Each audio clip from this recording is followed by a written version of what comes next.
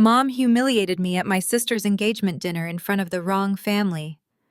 The groom's mother went completely still, stared at me, and whispered 3 words that drained every drop of color from my mother's face. My name is Maya.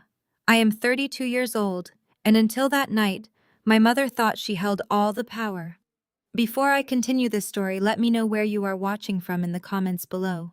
Hit like and subscribe if you have ever had to cut off toxic family members to protect your peace. I am sitting in my penthouse overlooking the Manhattan skyline, swirling a glass of Cabernet, and thinking about how quickly a meticulously crafted lie can crumble. For decades, my mother Beatrice constructed an illusion of absolute perfection for our family.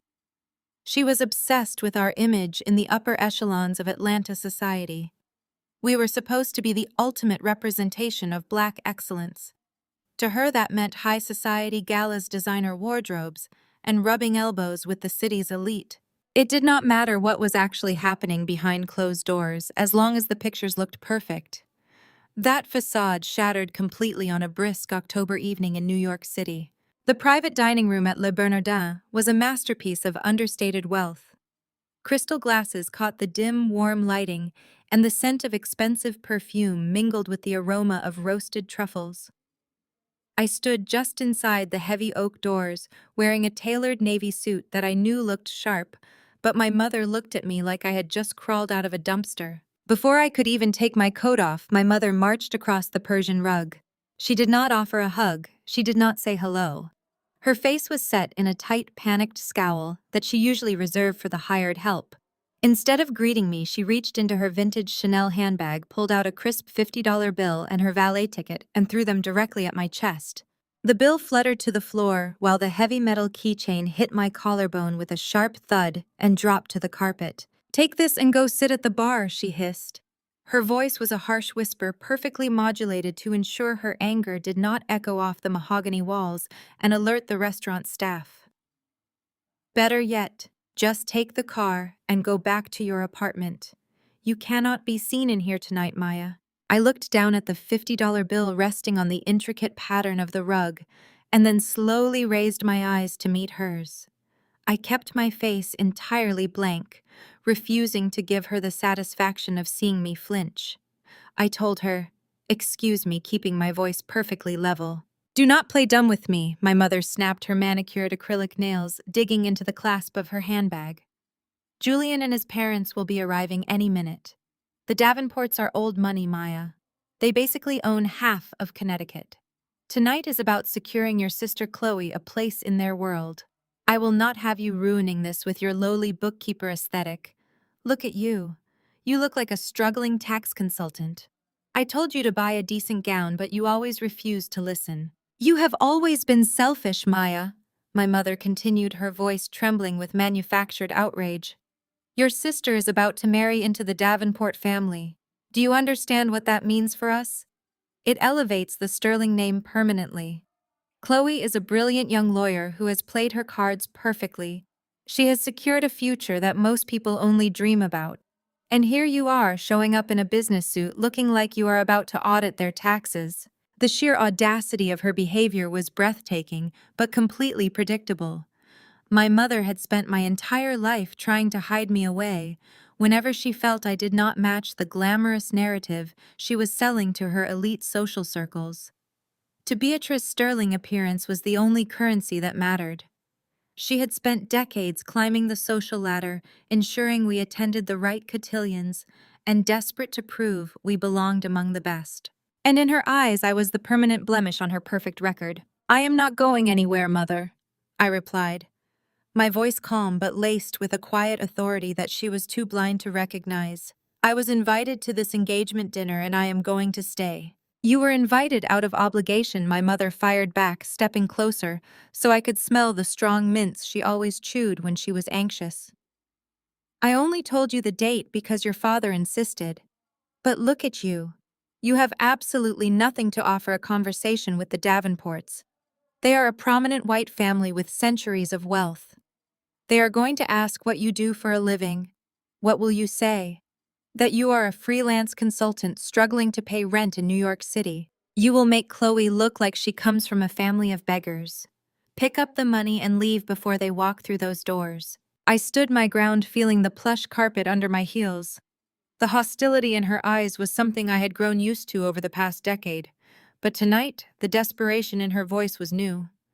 She was genuinely terrified that my mere presence would somehow shatter the fragile illusion she had built for the Davenports. They had no idea who I actually was. They had no idea what kind of consulting I did. To my mother, I was still the disappointment they had financially cut off 10 years ago. She thought I was surviving on scraps. She had no clue that my firm routinely dismantled corporations larger than the Davenport empire. "Mom, I am your daughter," I said, testing her to see just how far she was willing to go. "Are you really kicking me out of my own sister's engagement dinner because of a suit?" "Do not try to make me the villain here," Beatrice scoffed, crossing her arms tightly across her chest. "I am protecting this family. You never cared about our reputation. You always wanted to do things your own way, no matter how much it embarrassed us. I will not let your stubbornness drag Chloe down. Go to the bar, Maya. Have a drink on me. Tell people you are waiting for a client if anyone asks. But if you walk into that private dining room and sit at our table, I swear I will have the security escort you out for causing a disturbance." I stared at the woman who had given birth to me, processing the absolute coldness of her ultimatum. She was fully prepared to have her own flesh and blood dragged out of a restaurant by security just to preserve a lie. The air in the room felt heavy, thick with years of unspoken resentment and blatant favoritism. I looked down at the crumpled $50 bill by my shoes, then at the shiny valet keys resting near it. For a brief second, I wondered what she would do if she knew the truth. I did not bend down to retrieve her pathetic $50 bill. Let it sit there on the intricate Persian rug, a monument to her supreme ignorance. Instead, I smoothed the lapel of my custom-tailored jacket and looked past her rigid shoulder. I offered a serene smile that I knew would infuriate her more than any shouting match ever could. Hovering nervously near the entrance of the private dining area, trying his best to blend into the velvet wallpaper, was the restaurant manager. "Excuse me, Henri," I called out. My voice was not loud, but it carried the unmistakable frequency of someone accustomed to commanding attention and being obeyed. My mother whipped her head around her perfectly arranged curls, shifting sharply. "What are you doing?" she hissed, her eyes darting frantically toward the main dining room doors. "Are you trying to humiliate us before the Davenports even arrive? I told you to go to the bar. Stop making a scene and get out of here." Henri approached our table with the cautious grace of a man who had diffused countless high society meltdowns in his career. "Yes, madam. How may I assist you this evening?" he asked, looking between me and my mother, clearly sensing the toxic hostility radiating from her tense posture. My daughter was just leaving. My mother interrupted, plastering on a painfully fake smile that did not reach her eyes. She reached out and grabbed my forearm, her acrylic nails digging into the expensive fabric of my suit. "She has a sudden work emergency. You know how these low-level accounting jobs are, always demanding unpredictable hours for absolute pennies. We apologize for the disturbance, Henri." I gently but firmly removed her hand from my arm, ignoring her entirely. I reached into the inner breast pocket of my suit jacket. My mother's eyes tracked my movement with sheer panic. She likely thought I was pulling out a cheap business card to beg for a networking opportunity, or maybe a tissue to wipe away tears. She was waiting for me to crack because she thrived on my tears. She needed my failure to validate her own superiority. Instead, my fingers brushed the cool, heavy metal of my American Express Centurion card. I pulled it out and held it between my index and middle fingers, letting it catch the ambient light of the crystal chandelier above us. The solid titanium black card was unmistakable. It was not a piece of plastic you could simply apply for online. It was an invitation-only status symbol reserved strictly for individuals whose net worth and annual spending eclipsed the gross domestic product of small island nations. It was the ultimate key to a world my mother spent her entire life desperately pretending she belonged to. I held the heavy metal card out to Henri. The restaurant manager stopped dead in his tracks. His professional neutrality melted instantly into a posture of profound reverence. He recognized the card immediately, but more importantly, he looked closely and recognized the name etched into the titanium. Miss Sterling, Henri said, bowing his head slightly, a drastic shift from his cautious approach moments prior. It is an absolute honor to have you back with us. I was not aware you would be joining this particular party tonight. We would have prepared your usual table. My mother stopped breathing. Her eyes darted from Henri to the black card in my hand and back to Henri again. Her brain was visibly short-circuiting. Why was the manager of a 3 Michelin-star restaurant bowing to her failure of a daughter? Why was he acting like absolute royalty had just graced his establishment? She opened her mouth to speak, but no sound came out. Henri, I want you to take this, I said, pressing the heavy metal card into his waiting palm. I am covering the entire minimum spend for this private room tonight. I want you to upgrade whatever standard wine pairing my mother previously selected to your highest tier vintage Bordeaux. Spare absolutely no expense for the food or the service. Additionally, add an automatic 30% gratuity for the entire staff working this room. Under no circumstances are you to present a bill to my mother, my sister, or anyone in the Davenport family tonight. The entire tab belongs to me. Henri grasped the card with both hands as if holding a sacred artifact. Right away, Miss Sterling. I will personally oversee the wine selection from our private cellar. Thank you for your extraordinary generosity. We will ensure this engagement dinner is flawless. As Henri turned on his heel and walked swiftly out of the room to execute my orders, the atmosphere in the private dining space shifted violently. My mother looked as if she had been physically struck by a freight train. The color drained completely from her carefully contoured face, leaving her looking ashen and suddenly very old. She stared at the empty doorway where Henri had disappeared and then slowly turned her gaze back to me. She looked down at the $50 bill she had thrown at me earlier. Next to the immense wealth I had just casually dropped on a single dinner, that wrinkled piece of paper looked like a tragic joke. Her chest rose and fell in rapid, shallow breaths. She tried to formulate some kind of command, or perhaps another insult to regain her footing, but the words died in her throat. The power dynamic in the room had irreversibly shifted. The narrative she had clung to for her entire life, the story where I was the pathetic outcast who needed her $50 handouts, was disintegrating before her very eyes. She was a woman drowning in a sea of her own confusion, and I was standing on the shore completely untouched by the tide. The silence stretching across the private dining room was suddenly broken by the sharp scrape of a chair being pushed back against the hardwood floor. My sister Chloe had finally found her voice. She stood up from the head of the long table, smoothing the front of her designer silk gown with trembling hands. Her beautiful face, which usually held a mask of perfect aristocratic boredom, was now twisted into an ugly sneer. You really think you are doing something here, do you not, Maya? She snapped, her voice echoing slightly against the mahogany-paneled walls. You think walking in here and throwing down some fake piece of metal makes you look powerful? I shifted my gaze from our mother to Chloe. A fake piece of metal, I echoed, keeping my tone light and entirely amused. Do not play games with me! Chloe marched closer, her stilettos clicking aggressively on the floor, border of the room. I am a corporate lawyer, Maya. I work with high-net-worth individuals every single day. I know exactly what a Centurion card is, and more importantly, I know exactly who qualifies for one. It requires hundreds of thousands of dollars in annual spending just to receive the invitation. You are a freelance tax consultant living in a shoebox apartment. So either you bought a convincing replica off the internet to stage this pathetic little stunt, or you stole it from whatever wealthy older man is currently paying your rent. My mother gasped, clutching her pearls, as if scandalized by the accusation, but I saw the desperate relief flood her eyes. Chloe had handed her a lifeline, a narrative she could actually understand and accept. Yes, a sugar daddy, or a counterfeit credit card. That made perfect sense to Beatrice Sterling. The idea that I had actually earned my own immense wealth was simply too terrifying for her to process. It would destroy her entire worldview. Chloe did not stop there. She raised her left hand, deliberately catching the ambient light of the crystal chandelier with her enormous engagement ring.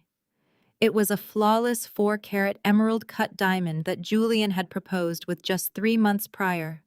She flaunted it in my face, waving it like a weapon of mass destruction. Look at this, Maya, she demanded, her voice rising in pitch and dripping with venom. Do you see this ring? This represents real wealth, real status. Julian Davenport comes from a family that helped build this country. When I marry him, I am not just securing my own financial future. I am cementing the Sterling family legacy. I am representing Black excellence at the absolute highest level. I went to a top-tier law school. I passed the bar exam on my first try. I am an associate at one of the most prestigious corporate law firms in Atlanta. I did everything right. I played the game perfectly. She took another aggressive step toward me, her eyes blazing with a potent mixture of hatred and deep-seated insecurity. And what have you ever done? You quit school. You disappointed our parents. You disappeared into the city to do menial bookkeeping for businesses that barely make payroll. You have been a continuous source of extreme embarrassment for this family since the day you dropped out. You lack the drive, the intelligence, and the pedigree to ever achieve true Black excellence. You are a massive fraud, Maya. You dress up in a nice tailored suit, and you rent a fake credit card just to ruin the most important night of my life because you are drowning in bitter jealousy. I stood perfectly still, letting her venom wash over me without absorbing a single drop of it. It was absolutely fascinating to watch her unravel. Chloe had always been the golden child, the ultimate standard, against which my supposed failures were constantly measured. But beneath her expensive extensions and her designer gown, she was just a fragile, insecure girl desperately clinging to a borrowed identity. You think flashing a stolen credit card makes you equal to us? Chloe laughed, a harsh grating sound that lacked any real joy. You will never be equal to us. Mom and Dad built an impeccable reputation in this city. They sit on the boards of the most exclusive charities. They built a legacy that I am elevating tonight. You do not even belong in the same zip code as the Davenports. When Julian and his parents walk through those doors, they are going to see exactly what you are. A desperate, bitter woman playing dress-up in a world she does not belong in. My mother, clearly emboldened by Chloe's vicious monologue, straightened her posture and stepped back into the fray. Your sister is absolutely right, Maya, she declared, her voice regaining its usual arrogant chill. I do not know what kind of shameful, dirty arrangement you have gotten yourself into to get your hands on that card, but I will not allow your messy life to soil this evening. Henri will run that card, and the moment it declines or alerts the authorities, I am personally calling security to have you dragged out of here. I looked at the two of them, a mother and daughter, bound together by their shared delusion and towering vanity. They were so deeply entrenched in their obsession with status and outward appearances that they could not recognize the absolute power standing right in front of them. They wanted to talk about Black excellence. They wanted to boast about law degrees and prominent families. They had no idea that my venture capital firm literally owned the debt of the very law firm Chloe claimed to work for. They did not know that I held the financial strings to the lifestyle they were trying to violently protect. I did not raise my voice. I did not defend myself against the sugar daddy accusations or the counterfeit claims. There was no need to argue with people who were already standing on a trap door. I simply tilted my head and offered Chloe a smile that sent a visible shiver down her spine. You speak so passionately about honesty and excellence, Chloe. I said, my words slicing through the heavy air of the room like a freshly sharpened blade. It takes a lot of confidence to lecture me about legacy while wearing a ring you barely understand. I suppose we will see exactly who the real fraud is before dessert is even served. Chloe opened her mouth to spit another insult, but the heavy oak doors of the private dining room suddenly swung open.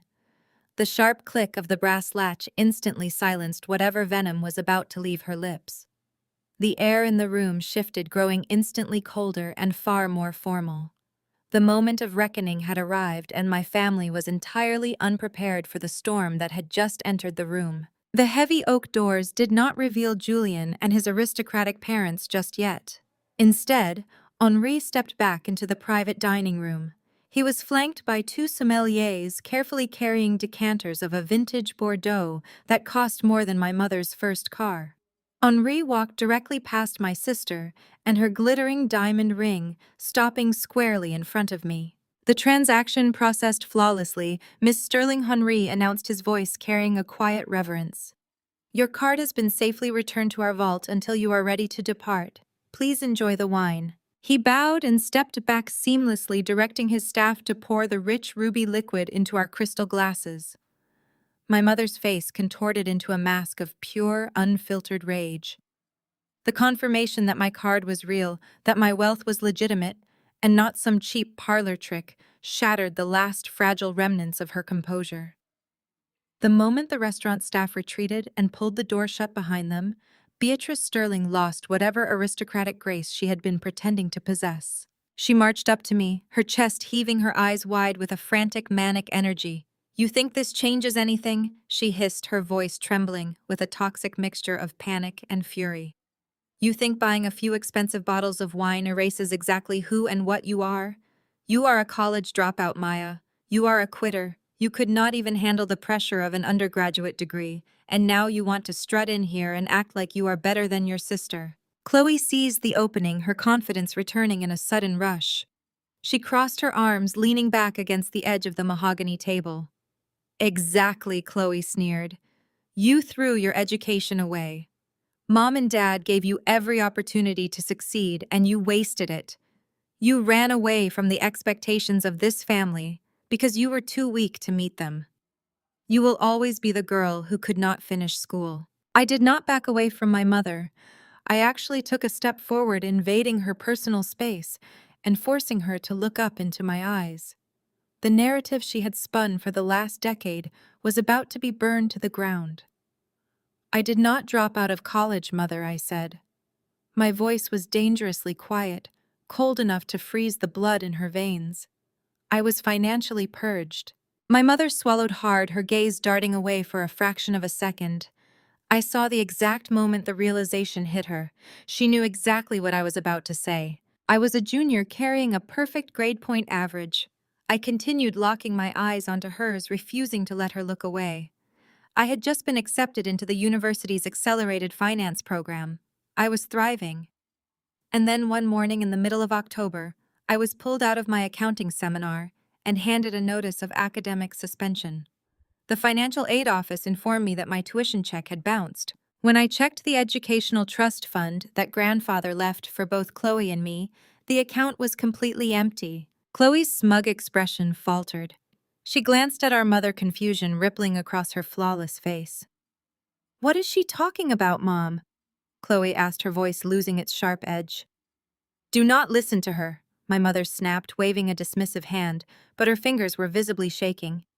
"She is rewriting history to justify her own failures. I am not the one who rewrites history." "Mother," I shot back, my tone slicing through her lies. "I spent weeks trying to figure out where my half of the trust fund had gone. It took a sympathetic bank teller to finally show me the transfer records. You emptied my account, Beatrice. You drained every single cent of my tuition money and wired it directly to the admissions department of Chloe's prestigious law school." I turned to look at my sister, who was now gripping the edge of the table, her knuckles turning white. "You want to talk about black excellence, Chloe?" I asked, mocking her earlier tirade. "You want to talk about how you earned your place in the legal world? Your law school admission test scores were abysmal. You were waitlisted and about to be rejected entirely, so our mother bought your acceptance. She took the money intended for my education and packaged it as a massive charitable donation to the law school's alumni board to secure your seat. You did not earn your admission, Chloe. It was purchased with my future." "That is a lie!" Chloe gasped, her voice trembling. "Mom, tell her she is lying.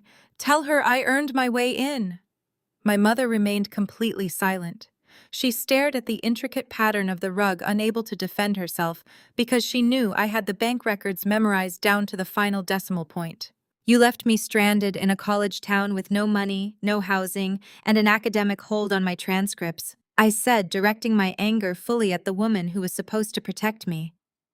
"I slept on a friend's couch for 3 months. I worked overnight shifts cleaning office buildings just to buy groceries while you were throwing victory parties for Chloe's law school acceptance. You sacrificed my entire life just to buy a fake success story for your favorite daughter. You called me a dropout to all your friends to cover up the fact that you are a thief. You were always going to be fine." My mother finally whispered, her voice cracking under the weight of her own guilt. "You were always so independent, Maya. Chloe needed the help. The legal profession is brutal, and she needed that initial push. I did what I had to do for the Sterling family legacy. You did what you had to do for your own vanity, I corrected her. You stole from one daughter to artificially inflate the other. But the beautiful irony of your betrayal is that it forced me to become exactly what I am today. You pushed me out of a safe academic bubble and threw me into the real world. While Chloe was sitting in classrooms that I paid for, learning how to push paper for corporate partners, I was out in the streets actually building corporations. You thought cutting off my funds would destroy me. Instead, it made me untouchable. My mother opened her mouth to offer another pathetic excuse, but the words never materialized. The heavy brass latch of the private dining room doors clicked loudly. This time, there was no restaurant manager holding a bottle of wine. The thick oak doors swung open wide, revealing a tall, distinguished man with silver hair, accompanied by a woman draped in vintage pearls. Julian Davenport and his parents had arrived. The time for family secrets was officially over. The arrival of the Davenports brought an instant suffocating shift to the atmosphere in the private dining room.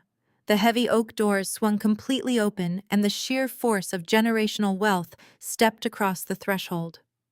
Richard Davenport walked in first, wearing a bespoke charcoal suit that screamed old money stealth wealth.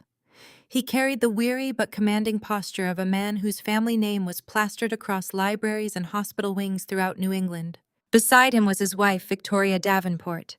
She was a vision of terrifying aristocratic perfection, draped in a camel cashmere coat and wearing a single strand of vintage pearls that likely cost more than the entire restaurant. Julian followed closely behind them, looking exactly like the privileged, handsome heir he was born to be. The moment they entered the room, the vicious hostility radiating from my mother vanished, as if it had never existed. It was a terrifying psychological switch. Less than 10 seconds ago, she had been a cornered, desperate woman exposed as a thief who stole her own daughter's tuition money. Now she morphed instantly into the radiant, flawless matriarch of Atlanta high society. Her panicked breathing smoothed out. The sharp, furious lines of her face melted into a blinding, rehearsed smile. "Richard, Victoria." My mother gasped, her voice jumping an entire octave as she glided across the Persian rug. "We are absolutely thrilled you could join us tonight." She extended her hands, reaching out to grasp Victoria's with a level of forced familiarity that made my stomach churn. Victoria Davenport offered a tight, polite smile that did not reach her icy blue eyes. She allowed my mother to hold her hands for exactly 1 second before smoothly pulling back to remove her gloves. "Beatrice," she replied, her voice cool and perfectly modulated. "A pleasure to see you." The traffic on the FDR Drive was simply dreadful, but Julian insisted we could not be late for his beautiful bride. Julian stepped past his mother and went straight to Chloe, pressing a soft kiss to her cheek.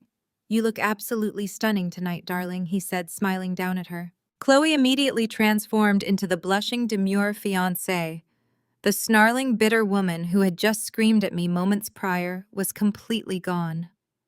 "Oh, Julian, I missed you," she purred, resting her hand on his chest, specifically ensuring that her massive engagement ring caught the light from the chandelier. "I was just telling my family how excited I am to finally merge our two worlds." My mother swooped in, desperate to capitalize on the moment and secure her proximity to white generational wealth. It was a pathetic display of sycophancy. She practically hovered around Victoria, trying to guide the older woman toward the head of the table. "You simply must see the new venue Chloe was looking at for the reception." "Victoria," my mother gushed, her voice dripping with artificial sweetness. "Our little legal prodigy has been working impossible hours at the firm, closing multi-million-dollar mergers, but she somehow still finds the time to plan the perfect wedding. She is a true sterling woman. We pride ourselves on excellence in absolutely everything we touch." Watching this performance from the edge of the room was like watching a masterclass in delusion. My mother was laying it on, so thick it was a miracle the Davenports did not choke on it. She was desperate to prove that the Sterling family was an equal match for their old money dynasty. She wanted validation from this powerful white family more than she wanted oxygen. Richard Davenport offered a polite nod, handing his coat to the waiter. Julian has excellent taste, Beatrice. The Sterling family reputation certainly precedes you. We have heard nothing but wonderful things about your community leadership down in Atlanta. My mother beamed, puffing her chest out with pride. We do our best, Richard.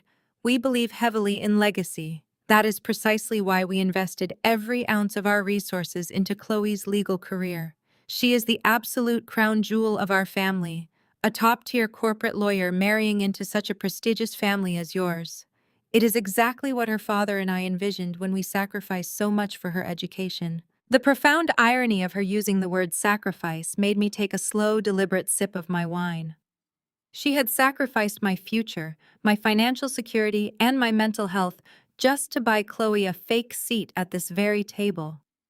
And now she was selling that stolen achievement to the Davenports as a testament to our family's noble character. Chloe played her part flawlessly. She lowered her eyes and offered a modest smile. "Oh, Mom, you are embarrassing me.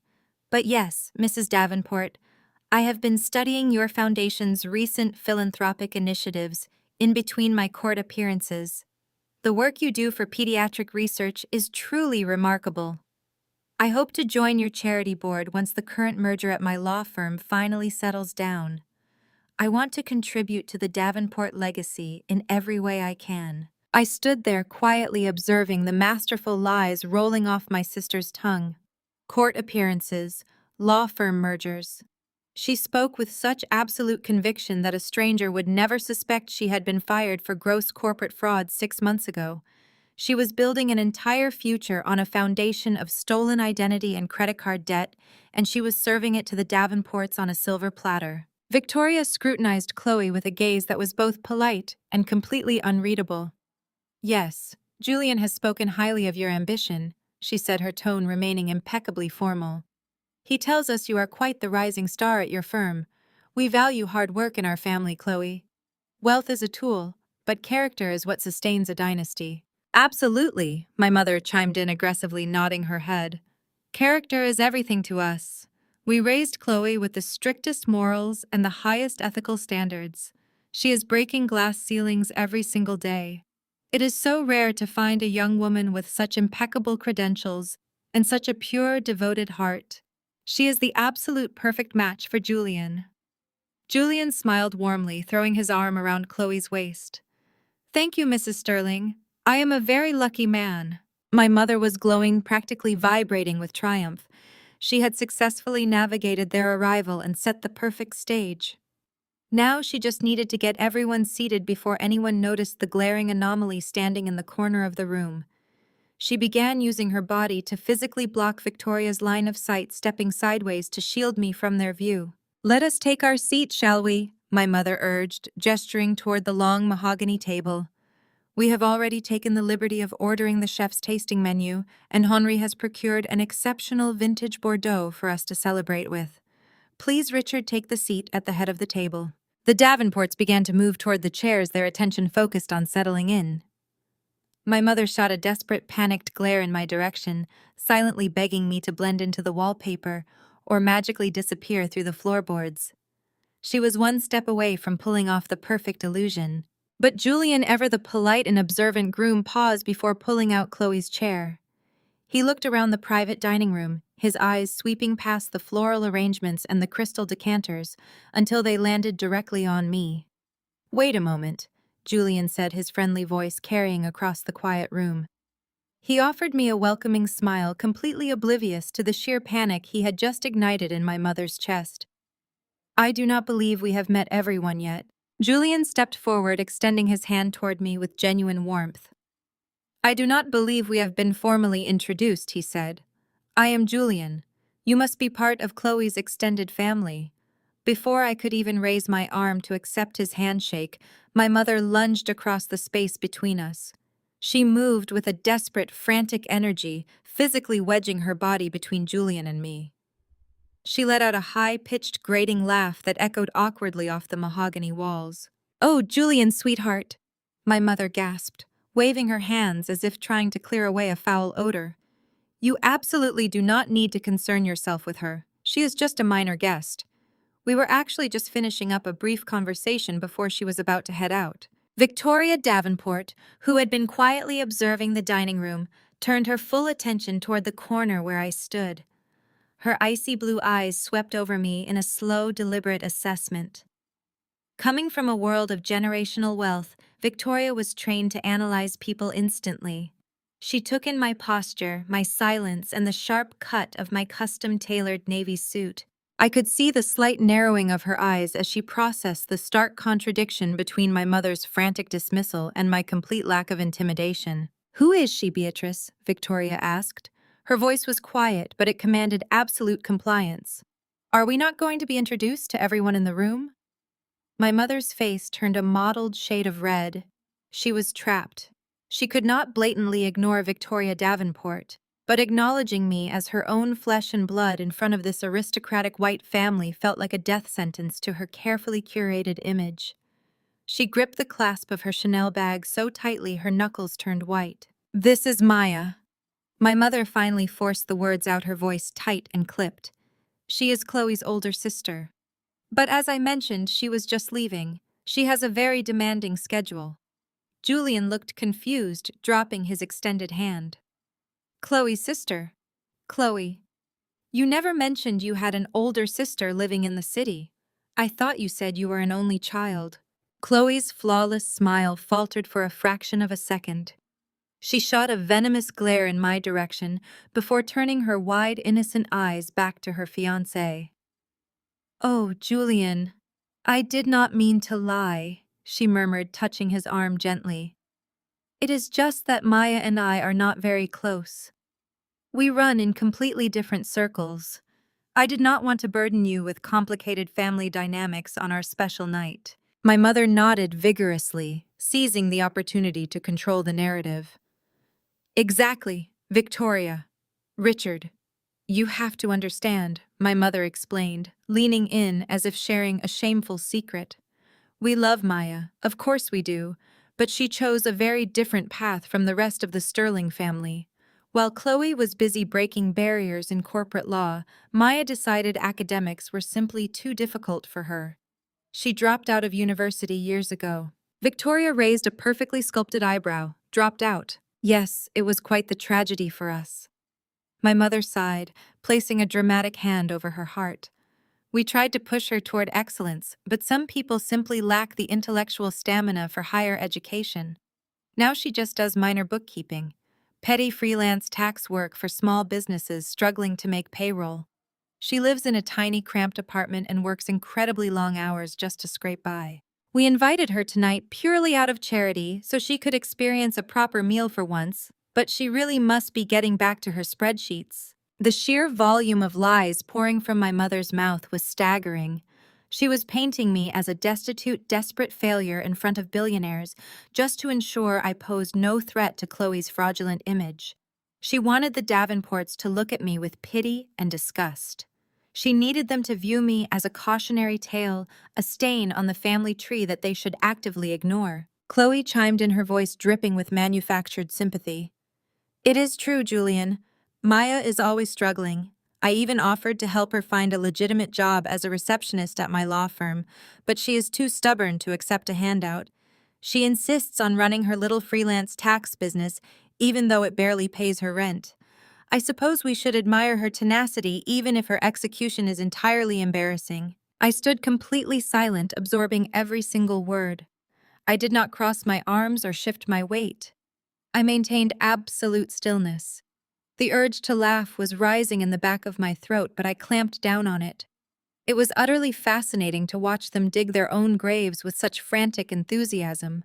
They were building a towering monument of lies right in front of the very people who were about to witness its spectacular collapse. Richard Davenport cleared his throat, looking slightly uncomfortable with the overt family hostility being aired before appetizers were even served. "Well," he said diplomatically, "every family has its own unique dynamics. There is honest work to be found in bookkeeping.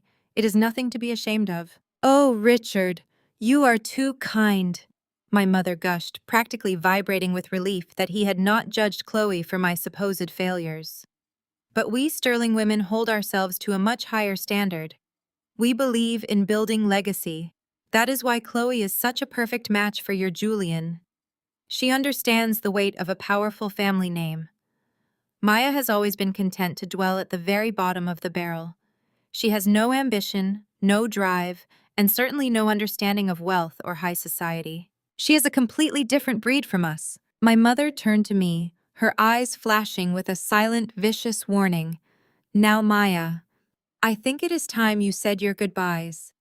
You have met the Davenports and you have seen Chloe's beautiful ring. I am sure you have some petty receipts to tally or some minor tax forms to file before morning. Do not let us keep you from your dreary little tasks. She was practically begging me to leave. She was giving me one last chance to walk out the door and let her illusions survive the night. She thought her barrage of insults would shame me into submission. She thought stripping my dignity in front of these old money aristocrats would make me tuck my tail between my legs and run crying into the Manhattan night. Julian looked at me with an expression of deep pity. It was the exact look my mother wanted him to have. It was nice to meet you, Maya, Julian said softly. I am sorry you cannot stay for dinner. Perhaps we can get coffee sometime when you are not so overwhelmed with your bookkeeping. I looked at Julian, then at my mother's triumphant face, and finally at Chloe's smug, satisfied smirk. They thought they had won. They thought they had successfully neutralized the threat and secured their fraudulent narrative. But Victoria Davenport had not spoken. The matriarch of the Davenport dynasty had not joined in the pity or the uncomfortable pleasantries. While her husband and son accepted my mother's lies at face value, Victoria had remained perfectly silent. Her icy blue eyes were locked onto my face. She was not looking at a struggling freelance bookkeeper.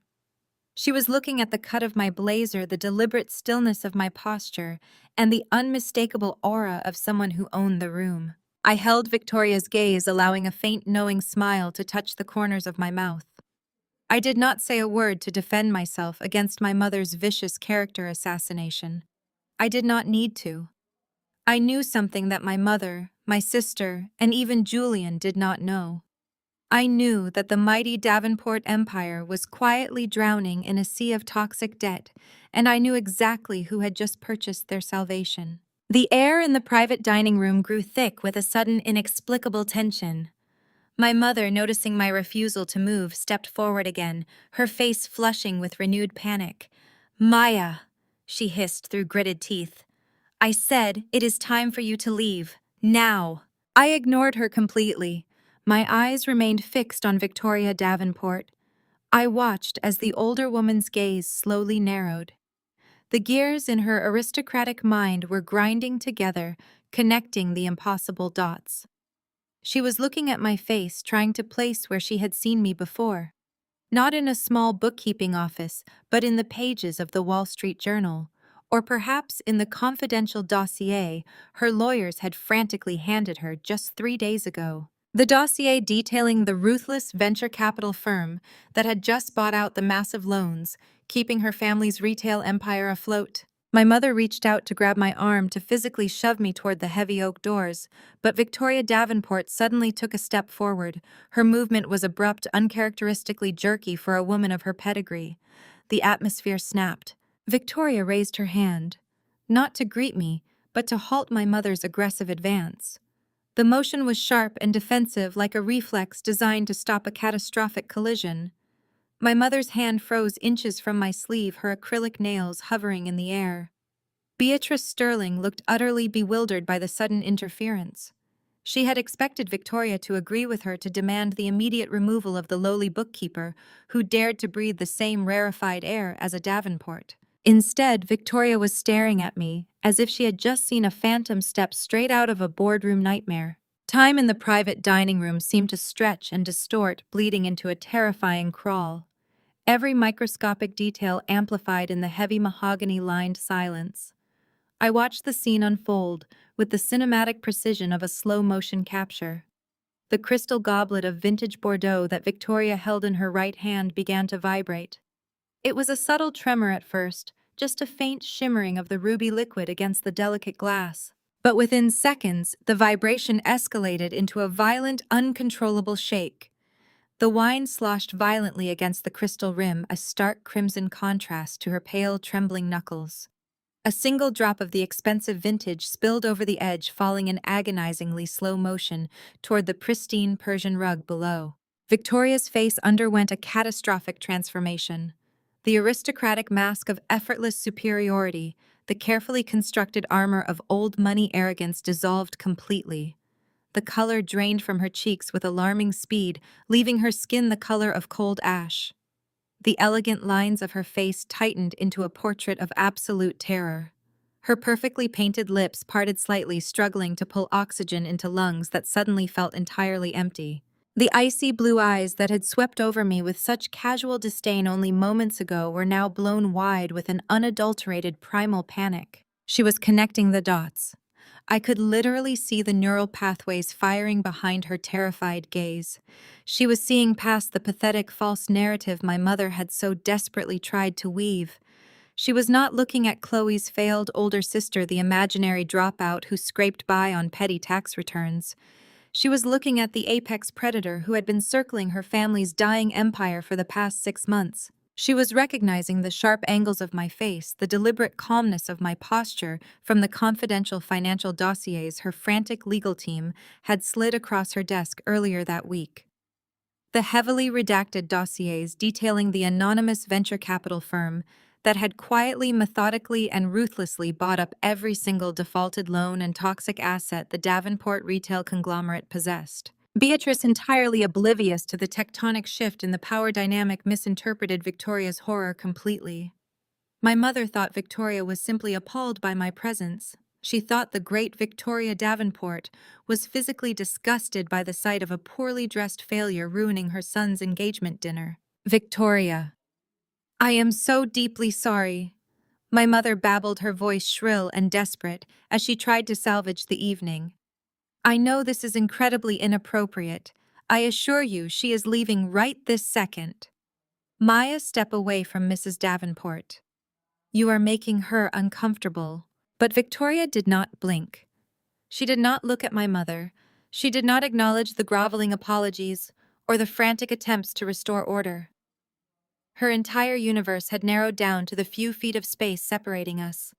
Her breathing grew shallow and ragged, echoing audibly in the quiet room. The grand illusion of her family's untouchable legacy was crashing down around her, and the architect of that destruction was standing right in front of her, disguised as her future daughter-in-law's estranged sister. Richard Davenport finally noticed his wife's terrifying physical state. He stepped forward, his brow furrowing in deep concern. "Victoria, darling," he murmured, reaching out to steady her elbow. "Are you feeling unwell? You look completely pale. Should I have Henri call for a car?" Victoria flinched violently at her husband's touch. A sharp, involuntary gasp escaped her throat. She gripped the stem of her wine glass so tightly, I thought the crystal might shatter in her palm and slice her fingers open. The realization of her absolute powerlessness was paralyzing her. She knew that if she offended me, if she allowed my mother to drag me out of this room like a stray dog, I could liquidate her family's century-old legacy before dessert was even served. I could render the Davenport name entirely worthless with a single phone call to my asset management team. I maintained my absolute stillness. I did not offer her a reassuring smile, nor did I break eye contact. I let her drown in the agonizing silence. I let her feel the crushing weight of the astronomical debt I owned.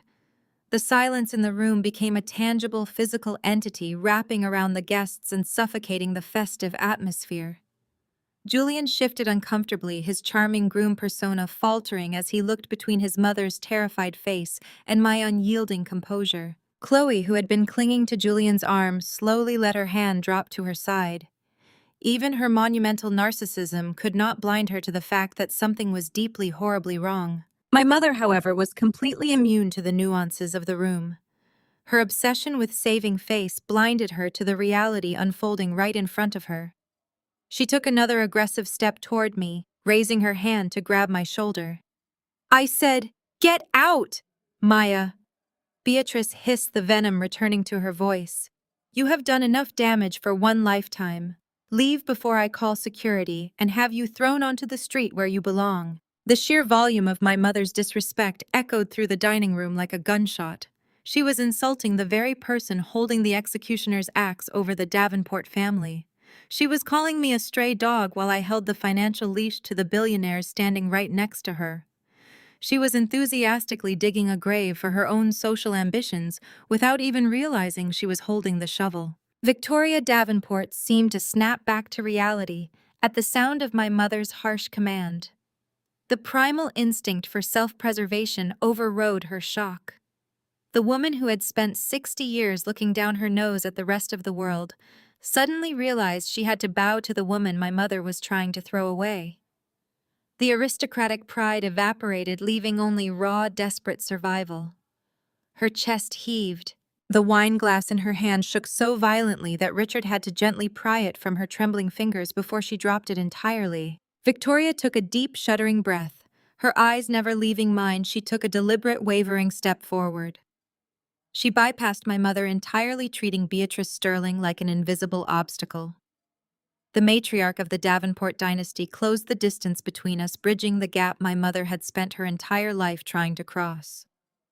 The moment stretched into eternity, a frozen tableau of shifting power and impending ruin. Every breath in the room held captive by the sheer magnitude of the unspoken truth hanging in the air. My mother hurried forward, extending both hands, anticipating a warm and highly social handshake from the most powerful woman in Connecticut high society. She wore a radiant smile, the kind of fake expression she had practiced in the mirror thousands of times to win over people with money. She was waiting for validation, a nod from Victoria Davenport, to prove that the Sterling family had finally secured their seat at the table with the old money elite. But what happened next was a bucket of ice water poured directly over her unbearable smugness. Victoria did not even slow her pace. Her icy gaze did not spare a single second for the woman fawning in front of her. She flatly ignored my mother's extended hands, gliding right past her as if Beatrice Sterling were nothing more than an invisible statue placed in the corner of the room. My mother's hands froze in midair. Her perfectly manicured fingers began to tremble violently. The smile on her lips stiffened and then shattered into an expression of absolute bewilderment. She turned her head, her eyes wide, as she watched Victoria's retreating back, completely unable to comprehend why she was being publicly humiliated in front of her daughter and future son-in-law. Victoria decisively left my mother and Chloe behind, marching straight toward the corner where I stood. The click of her heels against the hardwood floor sounded like the ticking of a doomsday clock. When the distance between us closed to just a few feet, the aristocratic woman who was notoriously arrogant, who had never bowed to anyone, suddenly came to a dead halt. Before the stunned eyes of everyone in the room, Victoria lowered her head slightly. It was a gesture of deep respect, but it clearly leaked a profound sense of fear and submission. It was not a greeting for an acquaintance. It was the reverence a powerless prey is forced to show the predator holding its life in its hands. She stood there, her hands clasped tightly together, her shoulders slightly slumped, completely shedding the fierce pride of the most powerful woman in the room. The traditional dining room plunged into a suffocating silence. Her husband, Richard Davenport, stood perfectly still, his brow furrowed in deep suspicion and confusion. Julian dropped his hand from Chloe's waist, his eyes widening as he stared at his mother in utter shock. He had never seen his mother humble herself before anyone, let alone a woman his fiancé's mother had just described as a failure and a struggling petty bookkeeper. Chloe was entirely paralyzed. Her hands gripped the expensive fabric of her silk dress, her breathing turning rapid and shallow as she witnessed this insane spectacle. She looked over at Julian, hoping to find some reassurance, but he was not even looking at her anymore. Julian's gaze was entirely nailed to his mother prostrating herself before me. Victoria paid no attention to the shifting faces around her. She took a deep breath, desperately trying to keep her voice from shaking too violently. She turned her head to look directly at her husband Richard and uttered 3 words with a volume that was barely a whisper, but carried the destructive force of a nuclear bomb. "She is our buyer." Those 3 words rang out, and instantly the entire room fell into a deathly silence. It was a cold, suffocating silence where the ticking of a watch or the light footsteps of a waiter in the distance suddenly became deafeningly clear. The air felt thick and heavy, draining all the oxygen away from the arrogant fools who had just been gloating minutes prior. When my mother Beatrice heard those 3 words, all the blood in her face seemed to drain away in the blink of an eye. Her complexion shifted from a rosy, arrogant flush to the gray color of cold ash. Her heart must have stopped beating. Her lips trembled as she tried to form words, but she could not produce a single sound. The narrative she had fabricated, the script where I was a shameful stray dog that needed to be thrown out, had completely collapsed. She looked at me, then at Victoria, her mind entirely paralyzed by this horrifying truth. The daughter she had just thrown a $50 bill at, the daughter she wanted to call security on, was the exact same person holding the fate of the dynasty she was so desperate to impress. Her breathing became heavy and erratic.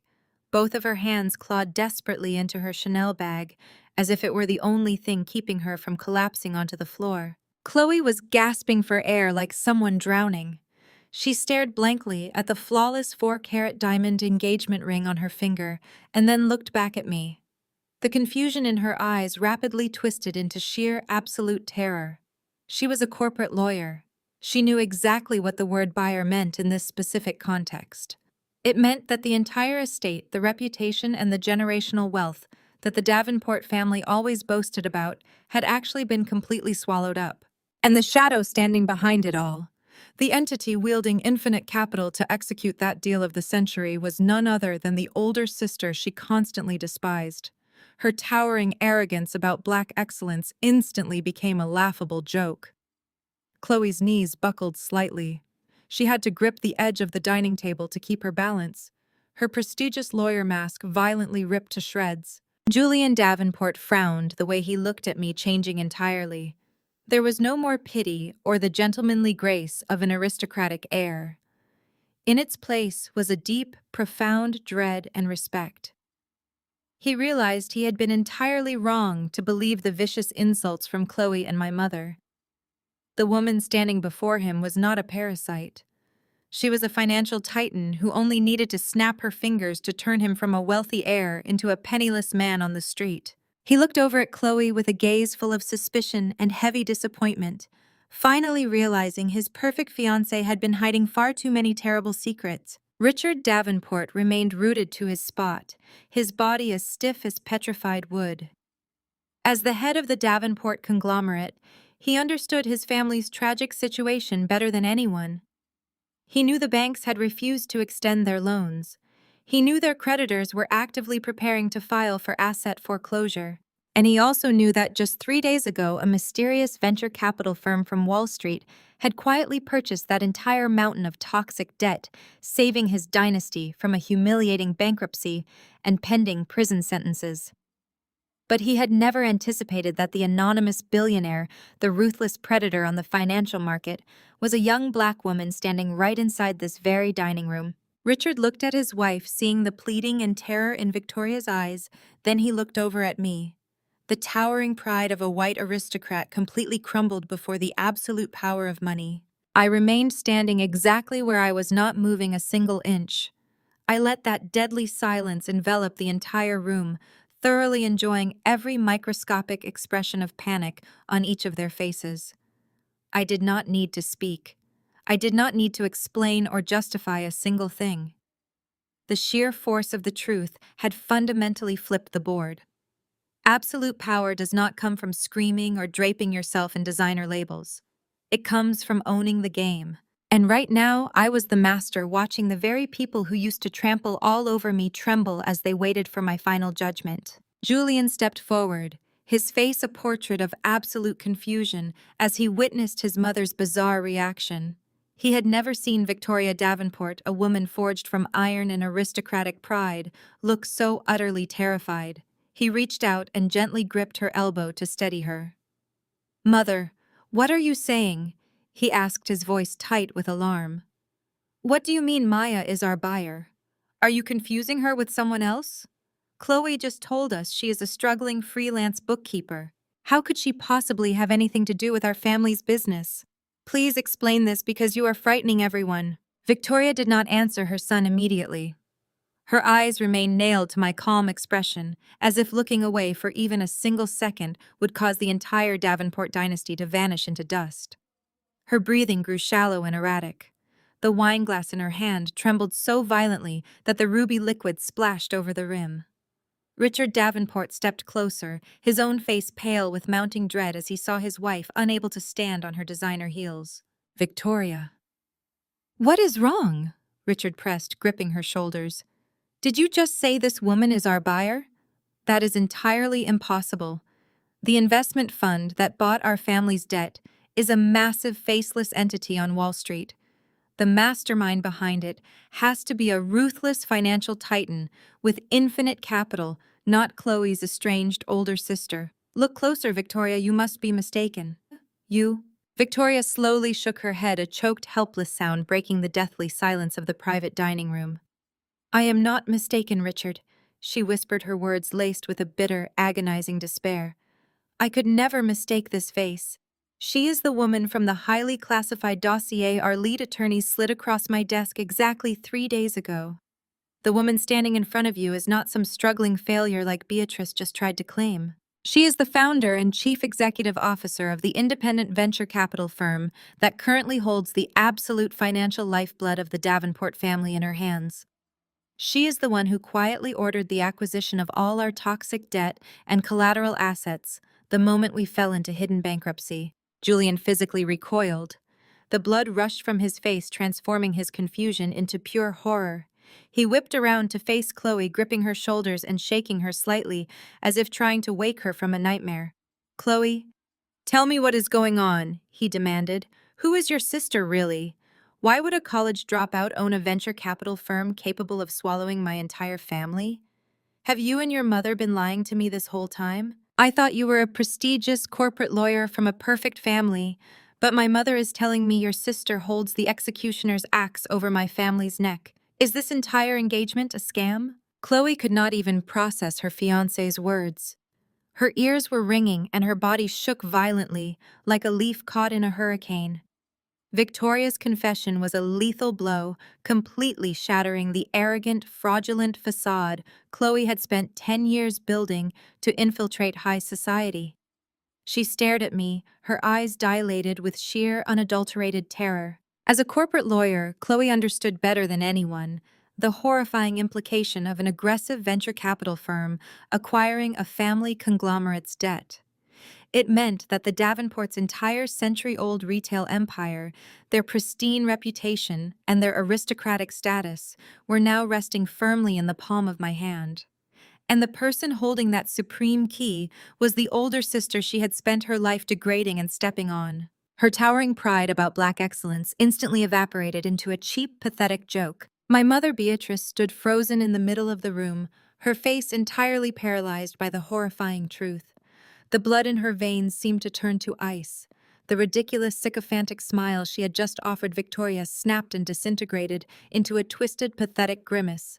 Her mind was completely blank, unable to process this insane reality. The daughter she had just thrown a $50 bill at, the daughter she had ordered the restaurant manager to kick out into the street, was the exact same billionaire holding the fate of the ultra-wealthy Davenports. Her lifelong vanity and obsession with the sterling family prestige turned to ash. Beatrice stumbled backward, crashing into a waiter's rolling cart, causing crystal glasses to clink sharply against each other. She looked at me with the profound, terrified disbelief that she had never once shown the daughter she financially abused 10 years ago. Victoria Davenport took another hesitant step toward me, completely ignoring the existence of my mother and sister. The proudest woman in Connecticut now stood before me in a posture of total submission. Miss Sterling Victoria pleaded, her voice trembling with raw fear.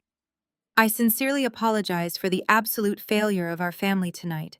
We had no idea you were Chloe's sister, and we never intended to disrespect you. Please, I beg you to forgive Beatrice's ignorance and do not let her vile insults affect the business relationship between your fund and our corporation. The survival of the Davenport legacy currently depends entirely on your mercy. Richard Davenport stepped forward as well, his face grave and deeply respectful. The towering pride of a generational white aristocrat completely dissolved before the absolute power of the financial market. Miss Sterling, my wife's words are entirely true, Richard said, bowing his head politely.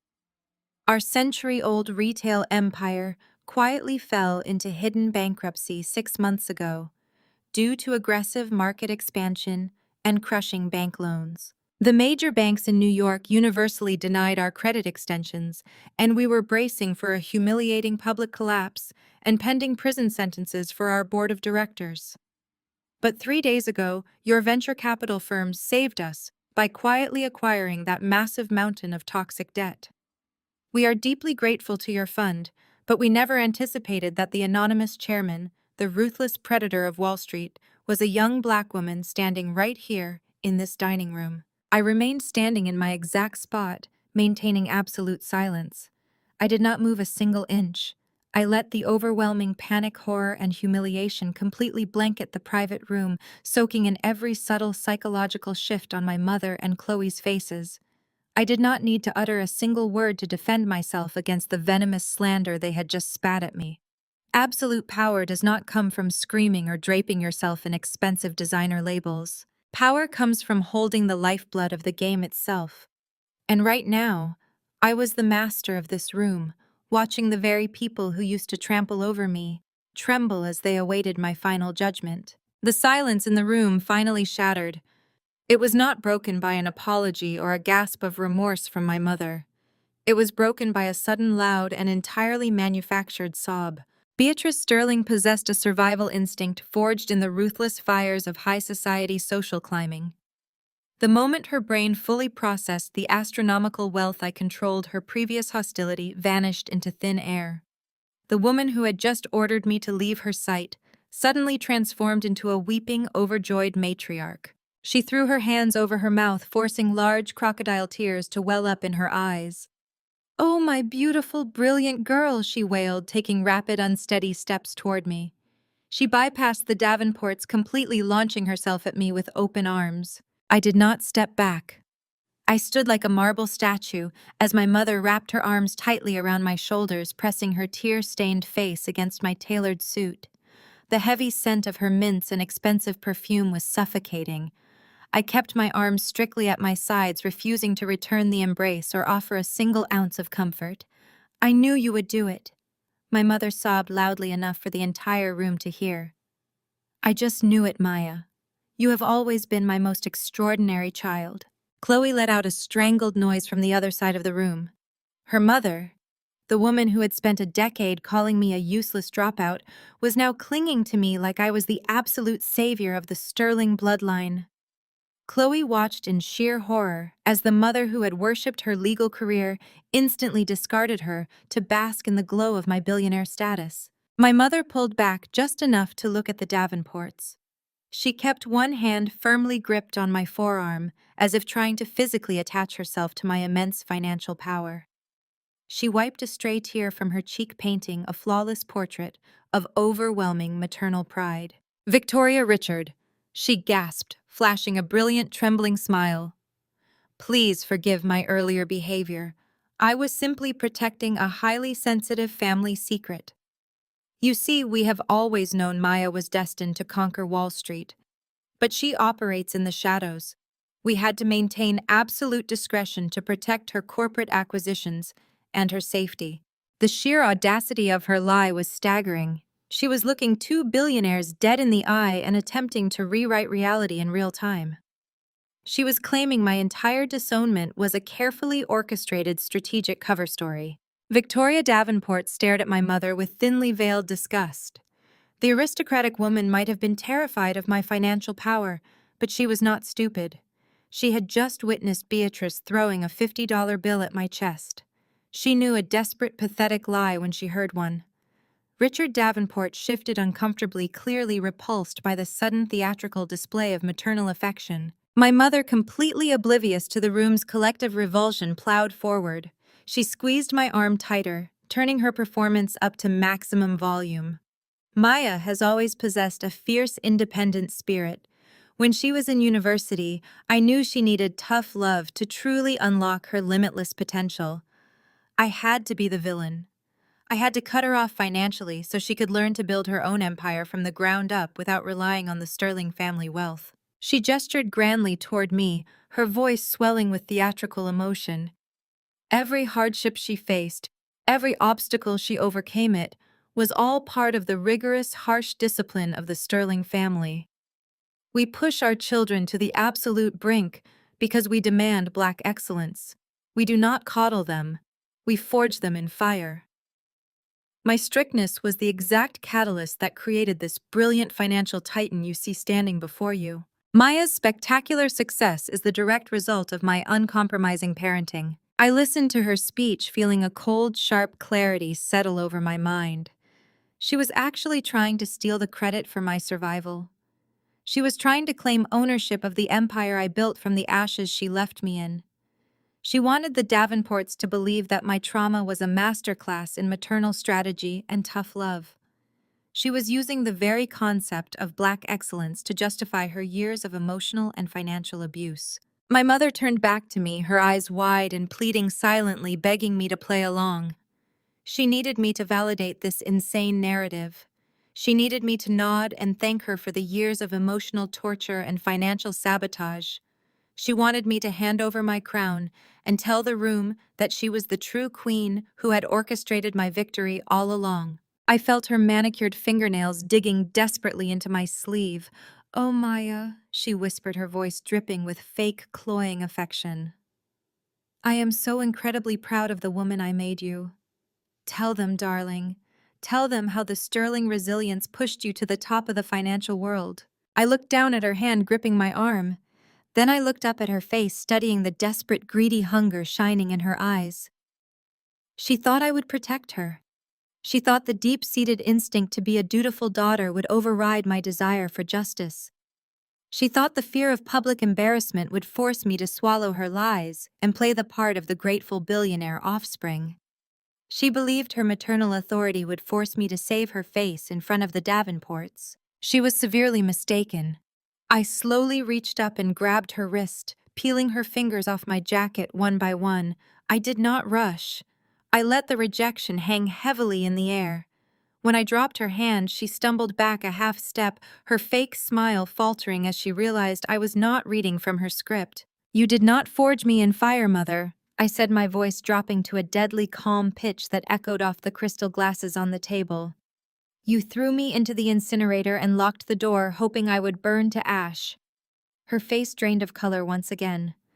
"Maya, please," she hissed through her teeth, a frantic warning masking her rising panic. "We are in front of company." "I do not care who is watching," I replied, taking a step toward her, forcing her to retreat. "You do not get to claim my success. You do not get to use my empire as a shiny new accessory to impress the Davenports. You want to talk about the harsh discipline of the Sterling family.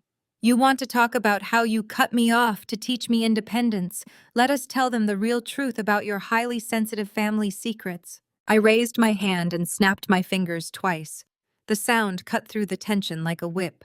The heavy oak doors opened immediately. My executive assistant, who had been standing by in the hallway precisely for this moment, stepped into the private dining room. She was holding a thick leather-bound portfolio.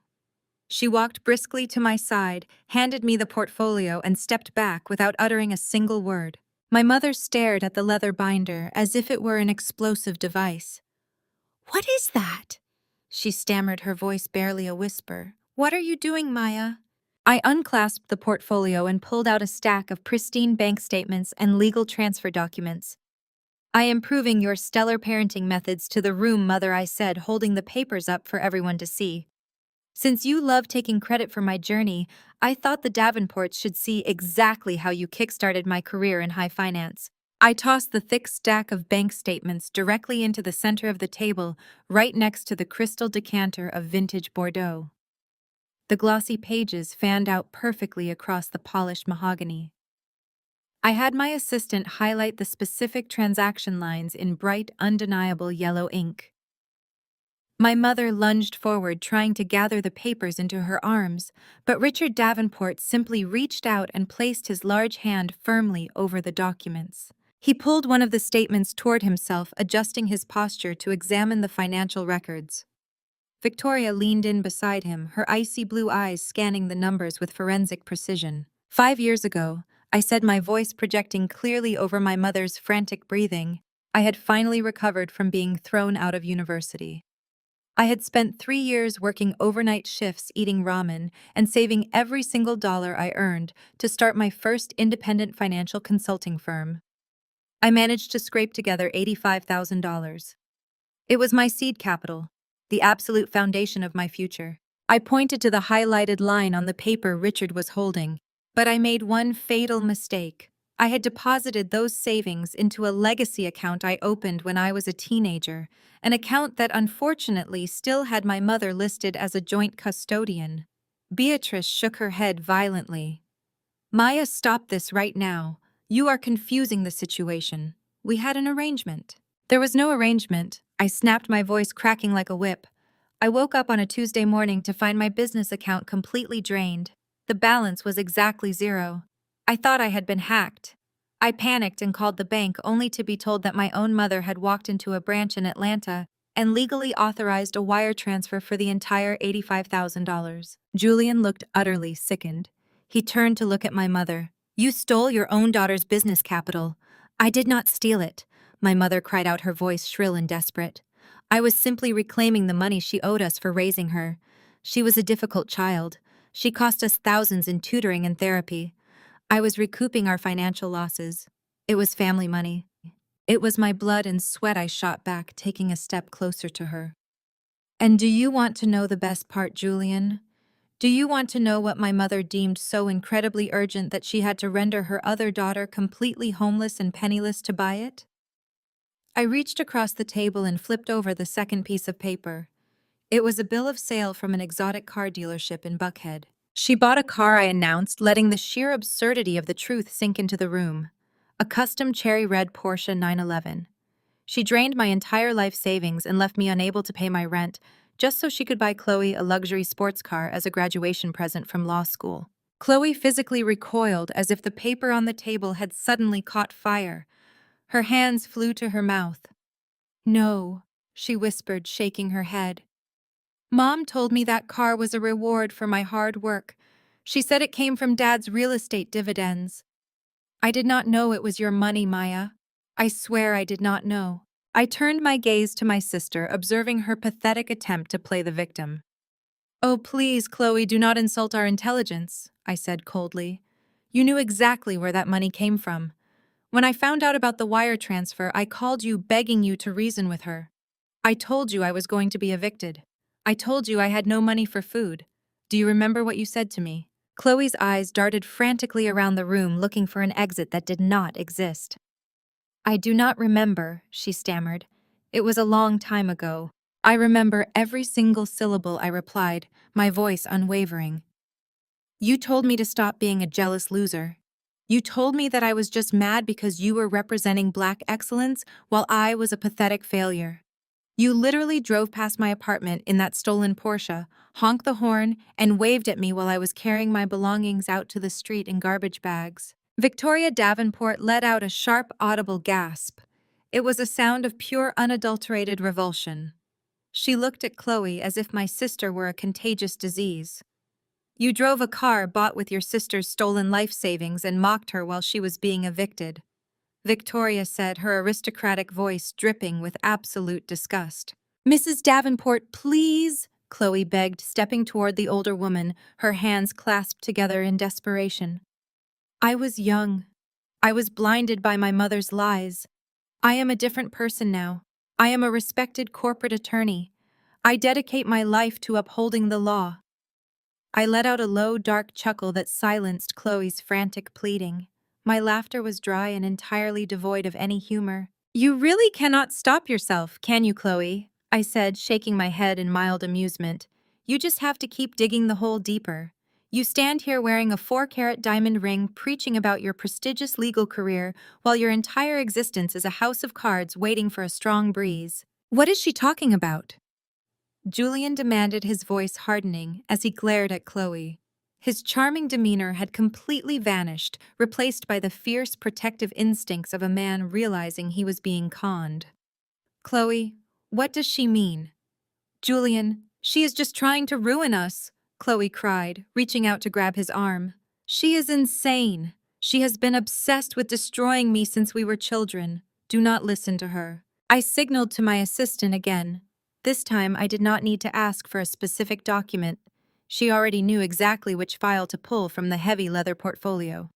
This was the moment I had been waiting for, since I received the background check report on my sister 6 months ago. I took the thin manila folder from my assistant and weighed it in my hands. The room was so quiet you could hear the distant hum of the Manhattan traffic outside the restaurant windows. "You love talking about your prestigious corporate law firm, Chloe," I said, my voice echoing off the mahogany panels. "You have spent this entire evening bragging to the Davenports about your multi-million-dollar mergers and your relentless work ethic.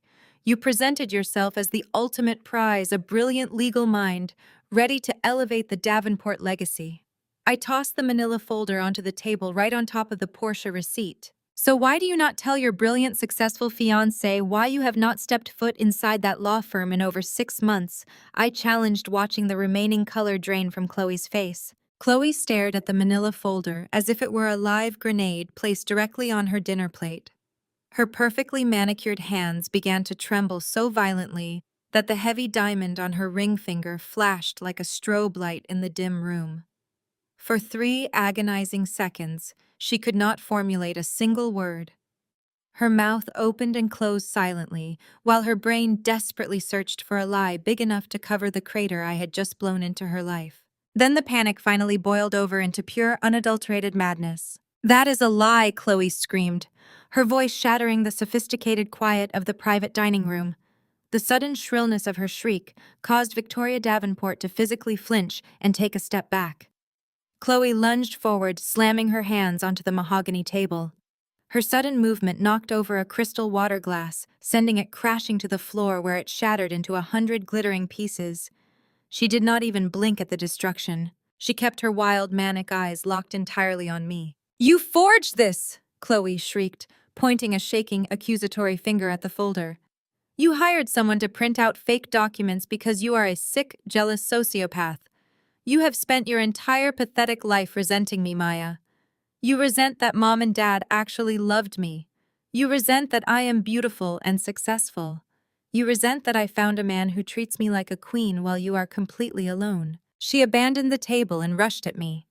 Before my assistant could even step forward to intercept her, Chloe grabbed the lapels of my custom navy blazer.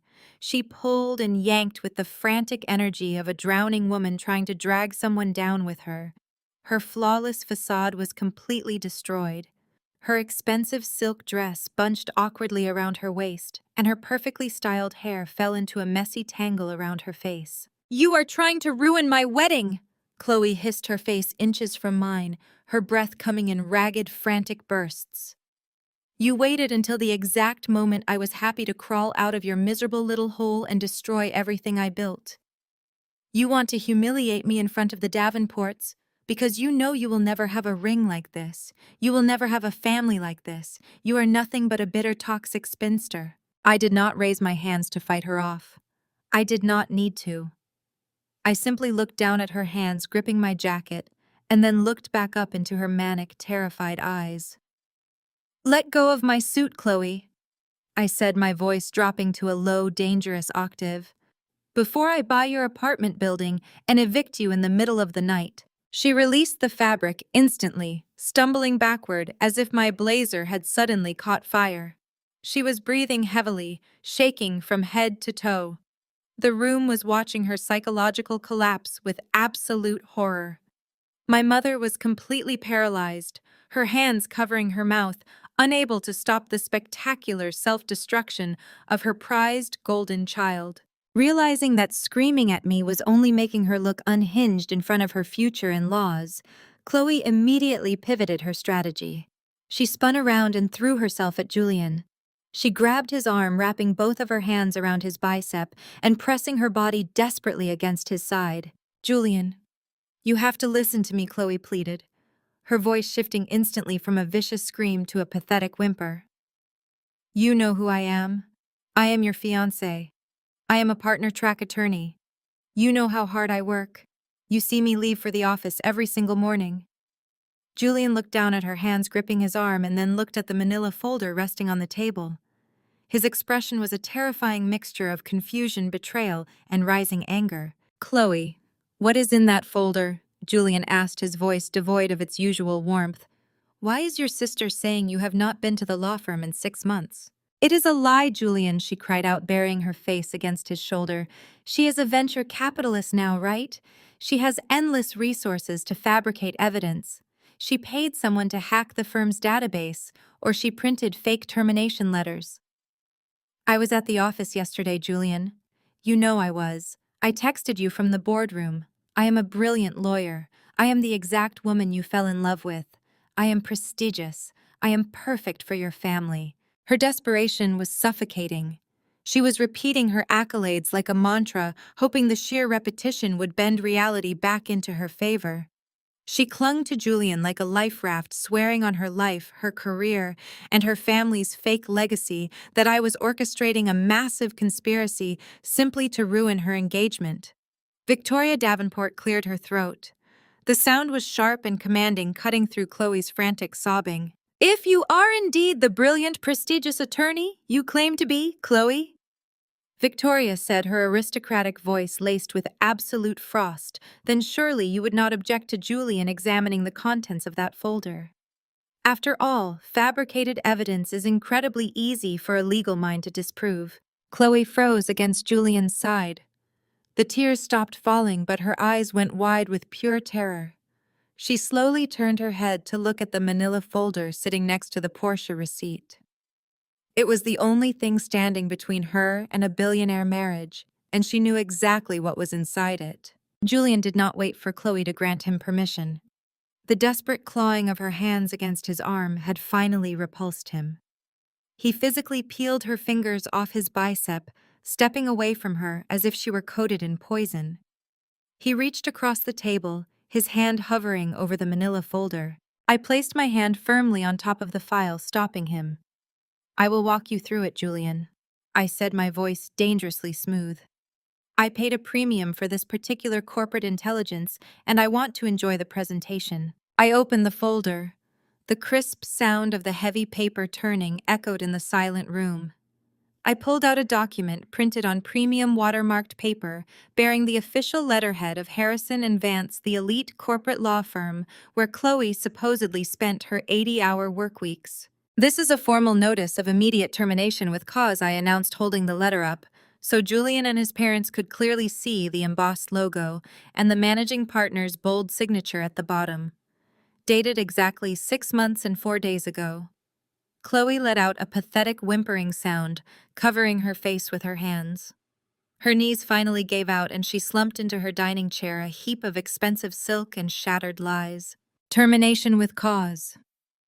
Richard Davenport repeated, his voice dark with suspicion.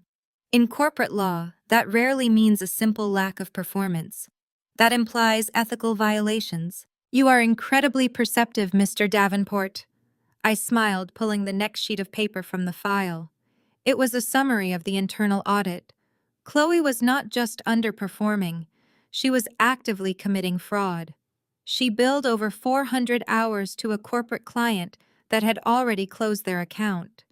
She forged the signatures of 2 senior partners to authorize fraudulent expense reports, and she submitted falsified legal briefs to cover up her total incompetence. My mother let out a shrill gasp, her hands flying to her chest. "That is impossible. Chloe is brilliant.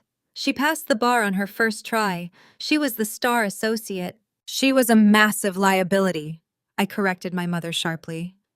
The managing partners at Harrison and Vance were ready to have her disbarred and file criminal charges for the document fraud. The only reason she is not currently sitting in a federal holding cell is because the firm wanted to avoid a public scandal. They offered her a quiet exit on the absolute condition that she never practice law within the state again. They buried her crimes to protect their own reputation, and she used that silence to spin a fairy tale. Julian was staring at Chloe, his chest heaving as the gravity of the betrayal set in. 6 months, he whispered, his voice cracking with a mixture of rage and profound humiliation. "For the last 6 months, you woke up at 6 in the morning, you put on designer suits, you kissed me goodbye and told me you had early depositions. Where were you going, Chloe? Where exactly were you going every single day? Chloe sobbed violently, her face buried in her hands. I could not tell you, she wailed. I was going to fix it. I was going to find another job and make it right. I did not let her spin a sympathetic narrative. I pulled out a stack of glossy photographs taken by the private investigator my firm had hired. I tossed them onto the table. They spread out in a colorful display of absolute pathetic delusion. She was going to the lobby of the Four Seasons Hotel, I stated, tapping a manicured finger against a photograph of Chloe sitting in a plush armchair sipping an espresso in a tailored pantsuit. She spent her days sitting in high-end hotel lobbies and upscale coffee shops pretending to review legal briefs. She took selfies with strategic angles to make it look like she was in exclusive boardrooms. She staged an entire fictional career because she knew the moment she admitted she was a disgraced fired fraud, her ticket into the Davenport family would instantly evaporate. Julian picked up one of the photographs. It showed Chloe laughing on her phone, a designer briefcase resting at her feet. You texted me from that exact cafe 3 weeks ago, Julian said, his voice dropping to a terrifyingly quiet register. You told me you were exhausted from a brutal cross-examination. You said you were celebrating a massive legal victory. You sat across from me at dinner that night and described the judge. You described the opposing counsel. You made up an entire fictional trial just to string me along. I had to, Chloe begged, dropping her hands from her ruined face. The mascara was running down her cheeks in thick, dark tracks. Julian, you come from such a prestigious family. Your mother judges everyone who does not meet her impossible standards. If I told you I was fired, you would have left me. I did it because I love you. Do not dare use the word love, Victoria. Davenport snapped, her voice cracking like a whip across the room. You did not do this out of love. You did it out of unadulterated greed. You are a social parasite who targeted my son to secure a lifestyle you are completely incapable of earning yourself. My mother, who had been standing in a state of absolute shock, suddenly tried to intervene. She could not accept that her golden child was a spectacular failure. Her brain violently rejected the truth, attempting to construct a new reality to save her own vanity. Victoria, please let us not be hasty. My mother babbled, rushing forward to stand between Chloe and the Davenports. It was a mistake, a momentary lapse in judgment.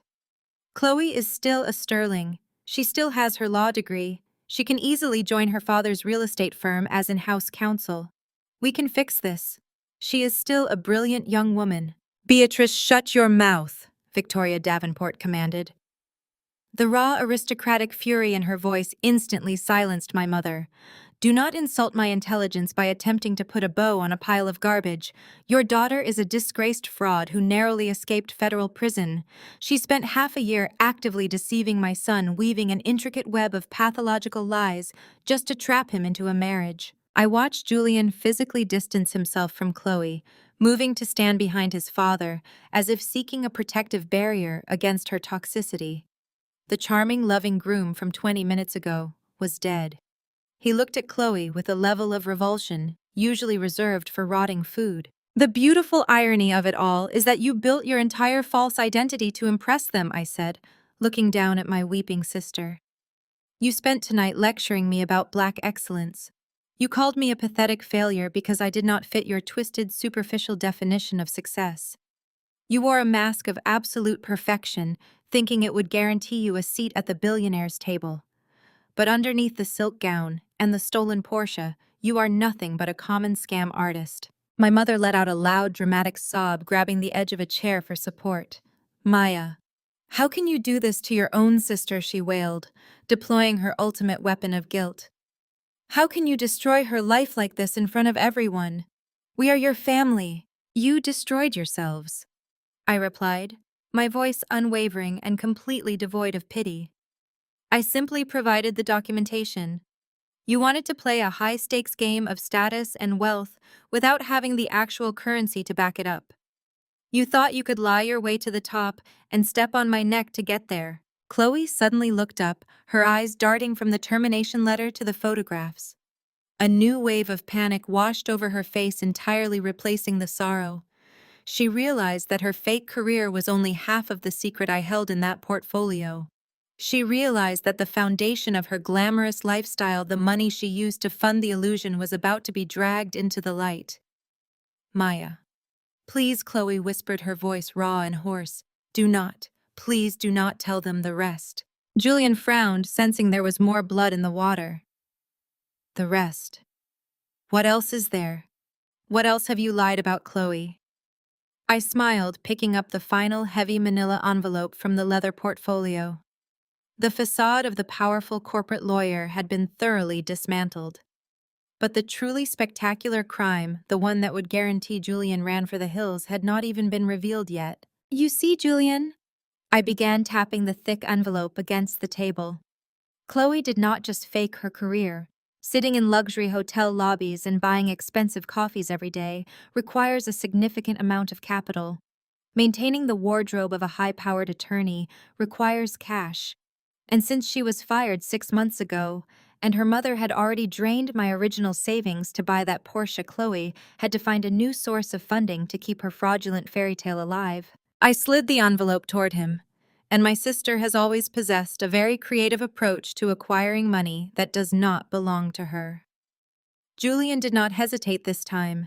He ripped open the flap of the heavy manila envelope and pulled out a thick stack of financial documents. His eyes frantically scanned the top pages, tracking the columns of numbers and legal jargon. I watched his brow furrow in deep confusion as he flipped through the first few credit card statements and bank records. These are not in Chloe's name, Julian said, his voice laced with bewilderment. He looked up at me, holding a statement from a Platinum American Express account. These are all billed to Maya Sterling. Why are you showing me your own credit card debt? Look at the billing address, Julian. I instructed, my voice echoing with a lethal calmness. Look at the signature on the luxury apartment lease beneath that statement. And look at the itemized purchases. He shuffled the papers, his eyes widening with every line he read. $50,000 at Cartier, a $100,000 deposit for a wedding venue in the Hamptons, monthly rent for a penthouse in Tribeca. Julian looked at Chloe, who was now trembling so violently her teeth were chattering. Chloe, this is your apartment address. These are the boutiques you shop at every week. You told me you paid for the venue deposit with your firm's annual bonus. She did not get a bonus, I said, stepping closer to the table to deliver the fatal blow. She got desperate. When Chloe was fired 6 months ago, she lost her 6-figure salary. But she could not let you or your aristocratic mother know she was a failure. She needed to maintain the illusion of a highly successful corporate lawyer to secure her place in your billionaire family. So she resorted to a classic crime: identity theft. My mother let out a shrill, piercing gasp. Identity theft! Maya, you are exaggerating. Chloe would never do something so common. There is nothing common about the scale of her fraud, mother, I snapped back.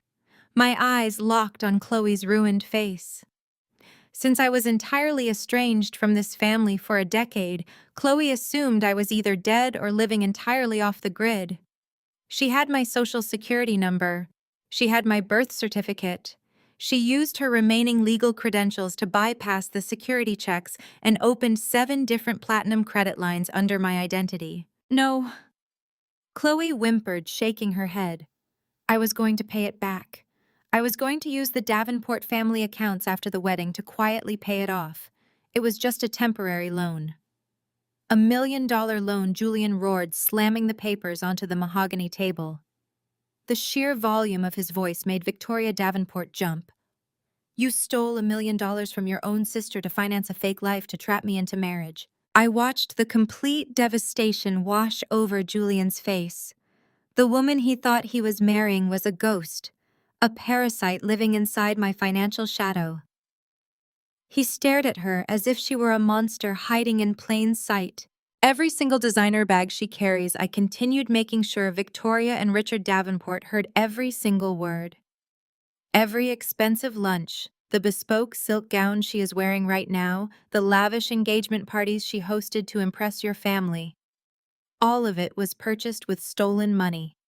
She racked up exactly $1,200,000 in fraudulent debt under my name. Maya, please, Chloe begged, dropping to her knees on the Persian rug.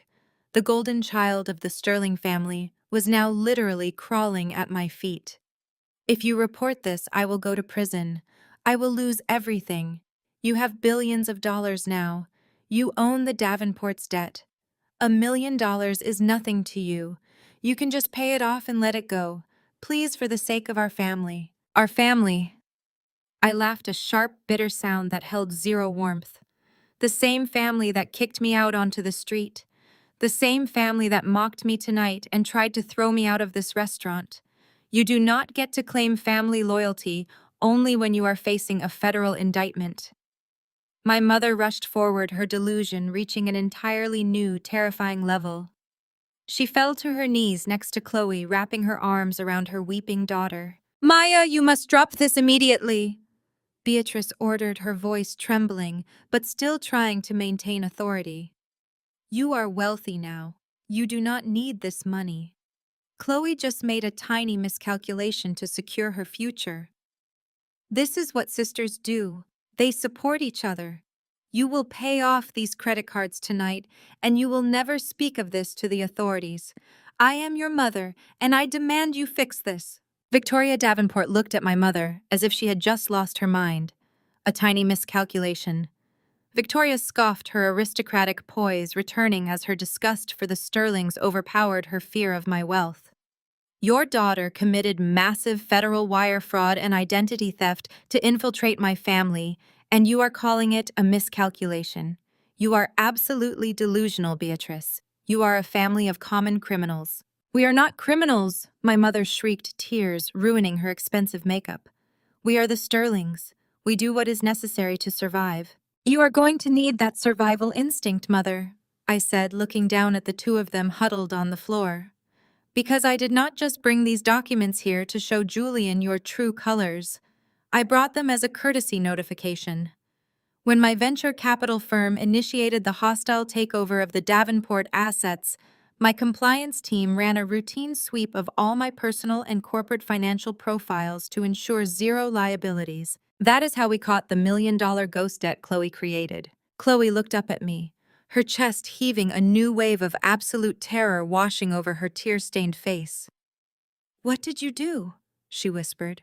"What any responsible billionaire does when they discover a massive security breach," I replied, my voice devoid of any mercy. My legal team handed the entire file, including the IP addresses used to open the accounts and the security camera footage of you using the fraudulent cards, directly to the FBI. "The federal authorities have been building a case against you for the last 72 hours, Chloe.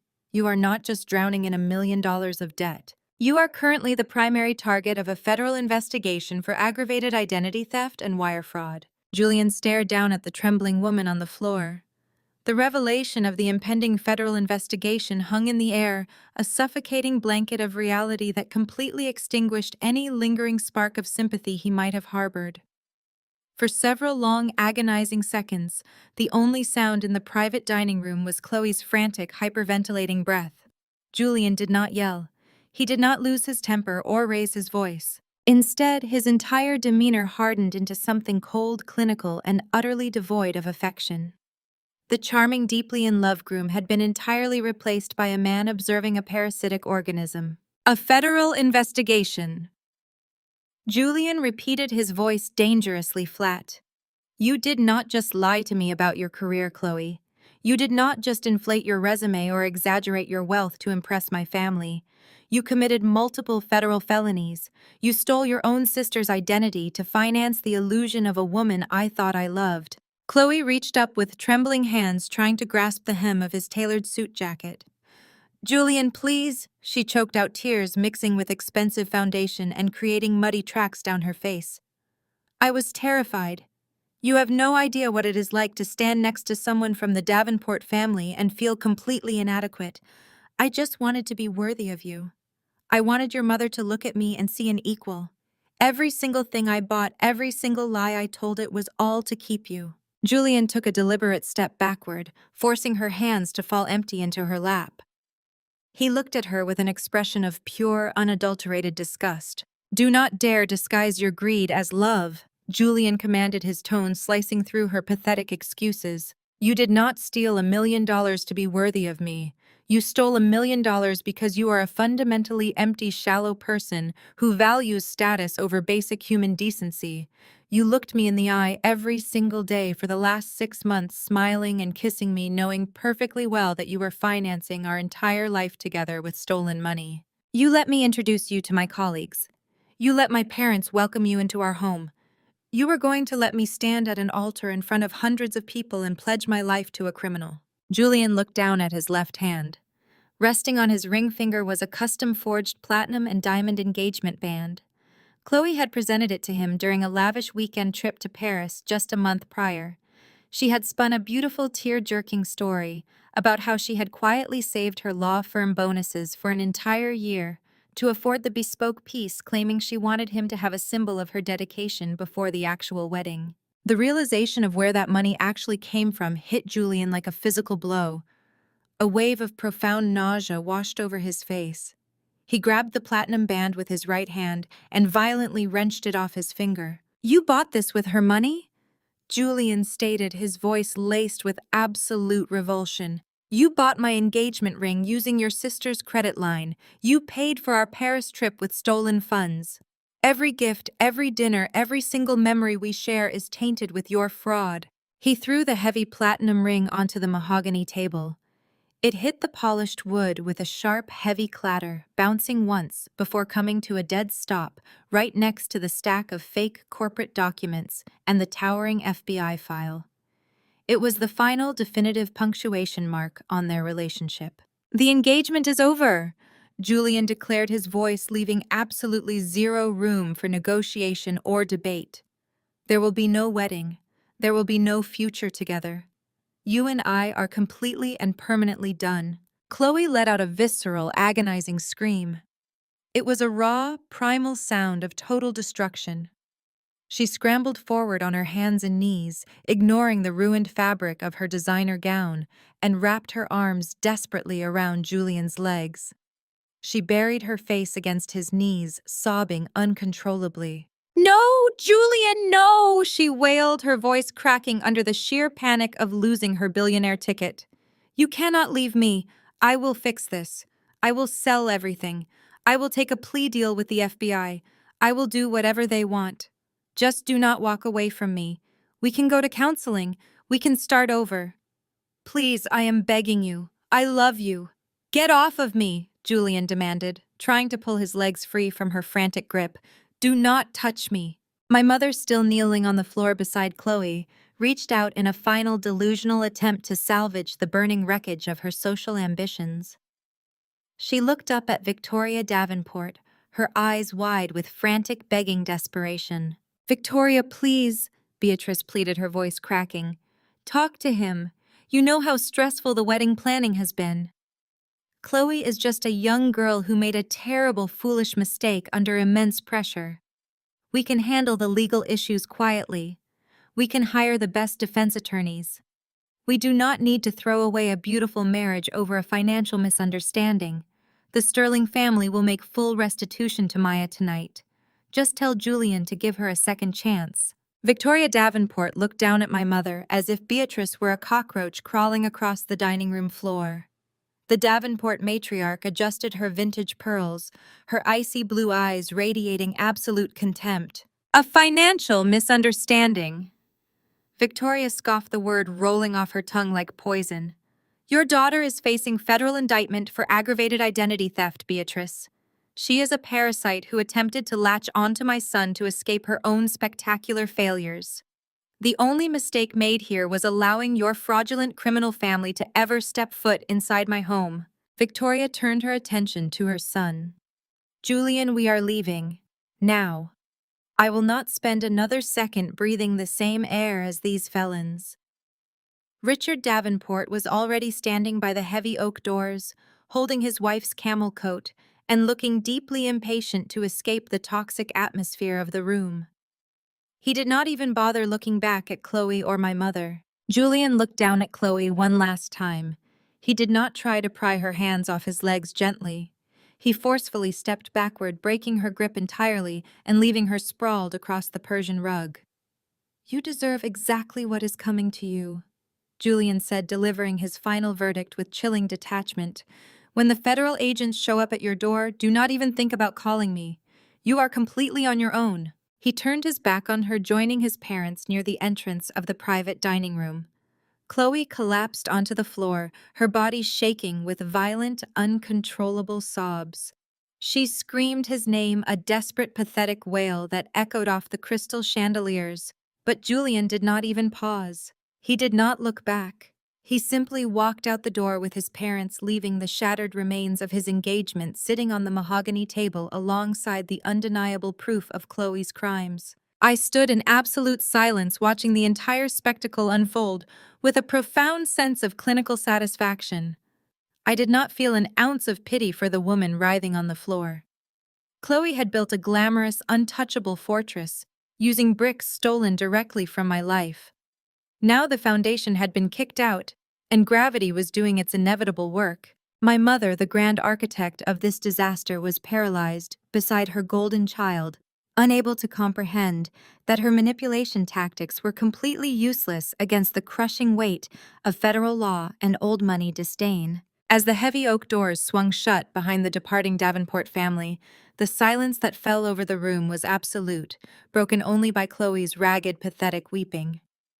The extravagant engagement dinner, meant to be the ultimate triumph of the Sterling family's social climbing, had transformed into a sterile, brightly lit crime scene. The vintage Bordeaux remained untouched in its crystal decanter. The chef's tasting menu would never be served. The illusion was dead, and reality had arrived with a vengeance. The heavy oak doors had barely swung shut behind the departing Davenport family when my mother finally snapped out of her paralysis. The reality of losing her ultimate social prize ignited a frantic, desperate energy inside her. She scrambled to her feet, her heels slipping briefly on the Persian rug, and lunged for the exit. She caught the brass handle just before the latch clicked, pulling the heavy door wide open and spilling out into the dimly lit corridor of the restaurant. "Victoria, please wait!" Beatrice screamed, her voice echoing off the marble floors of the hallway. "You cannot just walk away from us. We are families. We are supposed to be united." I stepped out of the private dining room, moving with a slow, deliberate grace to watch the final pathetic act of my mother's social climbing career. My assistant remained inside, keeping a watchful eye on Chloe, who was still curled into a weeping ball of ruined silk. The Davenports had stopped near the private elevators. Julian and Richard were already stepping into the waiting car, but Victoria lingered just outside the doors. My mother rushed up to her, practically throwing herself at the older woman's feet. Beatrice reached out and grabbed the sleeve of Victoria's camel cashmere coat, her acrylic nails snagging the expensive fabric. "Victoria, you have the power to fix this!" My mother begged, her voice cracking with wild desperation. "You have judges and politicians in your pocket. You can make this federal investigation disappear. You can protect Chloe. If you just make a few phone calls to the right people, we can bury this entire misunderstanding. Maya is just a bitter, vindictive child, but you are a Davenport. She will listen to you. Command her to drop this. Use your influence to save our family's honor." It was a spectacular display of delusion. My mother genuinely believed that the ancient prestige of the Davenport name could somehow shield her from federal law and my financial authority. She expected Victoria to wield her aristocratic privilege like a weapon against me, to step in and put the rebellious daughter back in her place. She thought the bond of high society would override basic survival instincts. But Victoria Davenport did absolutely nothing. The matriarch of the Davenport dynasty stood perfectly still in the dimly lit corridor. She did not raise her voice to defend my mother. She did not offer a single word of comfort or reassurance. She did not even attempt to swat my mother's grasping hands away. Instead, Victoria slowly lifted her icy blue eyes and looked directly past Beatrice, locking her gaze onto me. I stood a few feet away, my arms resting comfortably at my sides, watching the exchange with absolute clinical detachment. I did not glare or threaten. I simply tilted my head and waited for the old money matriarch to make her choice. Victoria understood the assignment perfectly. She was a woman who had spent her entire life navigating the brutal undercurrents of power and wealth. She knew that any attempt to intervene on behalf of the Sterlings, any syllable uttered in defense of Chloe's massive fraud, would be viewed as an act of war by my venture capital firm. She knew that I held the suffocating mountain of toxic debt that was currently keeping her century-old retail empire from a catastrophic public bankruptcy. If she dared to cross me, if she so much as breathed a word of defiance, I would liquidate her family's legacy before the elevator reached the ground floor. So Victoria Davenport chose survival over social solidarity. She chose the absolute deafening silence of power. She looked down at my mother, her expression a mask of pure self-preservation and profound disgust. Victoria reached down and deliberately pried Beatrice's fingers off her expensive coat, peeling them away as if removing a clinging insect. She did not say a word. She did not offer a polite goodbye or a harsh condemnation. She simply turned her back on the woman who had worshipped her, stepped into the elevator with her husband and son, and let the polished steel doors slide shut. The soft chime of this elevator descending was the sound of my mother's entire universe collapsing.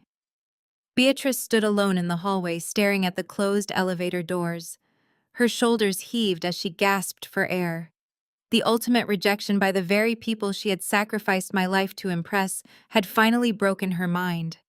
The aristocratic white family she had worshipped had looked at her like dirt on their shoes and abandoned her to face the consequences of her own actions. Slowly, she turned around to face me.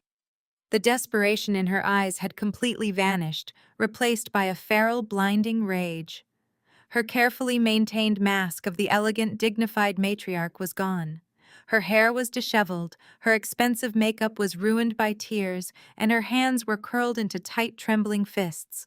"You did this!" she snarled, taking a menacing step toward me. Her voice was guttural and raw, stripped of all its usual sophisticated modulation. "You planned this entire spectacle just to destroy my life. You humiliated me in front of the only people who mattered. You ruined your sister's future, and you destroyed the Sterling family name." "I did not ruin anything, Mother," I replied, my tone completely unwavering. "You built a house out of stolen credit cards and fake credentials. I simply turned on the lights. I am going to sue you!" Beatrice screamed, the sound tearing through the quiet restaurant corridor. A passing waiter carrying a tray of champagne flutes froze in his tracks, his eyes widening in alarm before he quickly turned and hurried in the opposite direction. "I will drag you into court." "Maya," my mother raged, her face turning a deep, mottled red. "I will sue you for everything you have. I will sue you for defamation. I will sue you for emotional distress. I will hire the most vicious, ruthless lawyers in the city, and I will destroy your precious venture capital firm. You think you can just walk in here and ruin the honor of this family without paying a price? I will bankrupt you. I will make sure you spend the rest of your miserable life paying for the damage you caused tonight." Her threats were so profoundly absurd that a genuine laugh escaped my lips. It was a cold, harsh sound that echoed off the marble walls, demonstrating just how untouchable I truly was. "You are going to sue me?" I asked, shaking my head in pure amusement. "On what grounds, Mother?" "Defamation requires a false statement presented as fact. Every single word I spoke tonight was the absolute documented truth. You did steal my $85,000 startup fund. Chloe did commit massive federal wire fraud. She did fake her entire legal career. The FBI already has the security footage and the IP logs. There is no defamation here. There is only a long overdue audit of your crimes." "You destroyed our reputation," Beatrice wailed, taking another step forward, her fists shaking at her sides. "You made us a laughingstock." "Your reputation was a scam," I shot back, the amusement dropping from my voice, replaced by a sharp, lethal edge. "You spent decades preaching about black excellence while operating like common thieves. You want to talk about suing me. You want to take me to court. Let us go to court, Mother. Let us stand before a judge and explain how you manipulated the financial institutions to drain a joint legacy account. Let us explain how you aided and abetted your favorite daughter while she stole over $1 million using my social security number. Let us open up the financial records of the Sterling family for the whole world to see." She stopped, her chest heaving heavily. The threat of a public legal battle, the threat of exposing her financial realities to a judge completely paralyzed her. She realized the trap she was currently standing in. You do not have the money to hire a lawyer to fight me. Mother, I continued, delivering the reality check with surgical precision. You are completely leveraged. You have spent every dime you have trying to keep up appearances. And the lawyers you think will save you will demand retainers you cannot afford. Meanwhile, I employ entire floors of corporate litigators who specialize in burying people just like you. If you even try to file a frivolous lawsuit against my firm, I will countersue you for the stolen seed capital plus 10 years of compounded interest and punitive damages. I will legally strip you down to the clothes on your back. Beatrice stared at me, her mouth opening and closing like a suffocating fish. The fire of her rage was rapidly burning out, leaving only the cold ash of absolute defeat. She was trapped. She could not fight me financially. She could not fight me legally. And she could no longer fight me socially. I stepped closer, bridging the gap between us until I was looking down into her terrified eyes. You have no power here anymore, I whispered, my voice a deadly calm promise. You have no leverage. You have no allies. Victoria Davenport just walked away from you like you were a disease because she knows exactly who holds the power in this city. You are completely and utterly outmatched. My mother let out a small, pathetic whimper. The towering, intimidating woman who had cast a dark shadow over my entire childhood was finally gone. She was just a small, frightened fraud standing in the hallway of a restaurant she could no longer afford to eat in. She looked back toward the private dining room, where Chloe was still sobbing on the floor, and then looked back at me, her eyes silently begging for a mercy she did not deserve. I watched that silent plea for mercy wash over my mother's face. It was the exact same look I had given her a decade ago, when I stood on the sidewalk with my belongings in trash bags, begging her to tell me why my tuition money was gone. She had offered me zero mercy that day. She had simply climbed into the passenger seat of Chloe's new Porsche and rolled up the tinted window. I smiled. It was a terrifyingly calm expression that completely severed any remaining thread of hope she held onto. I extended my hand toward the hallway, where my assistant was still waiting with the leather portfolio. She stepped forward immediately, moving with total professional efficiency, and handed me one final document. This one was not in a manila folder. It was sealed inside a thick premium parchment envelope bearing the distinct seal of a private real estate holding firm. I tapped the heavy envelope against my palm, feeling the satisfying weight of absolute total victory. "What is that?" my mother asked, her voice shaking so badly the words were barely distinguishable. "What else could you possibly have, Maya? We have nothing left. Julian is gone. The Davenports are gone. Chloe's career is gone.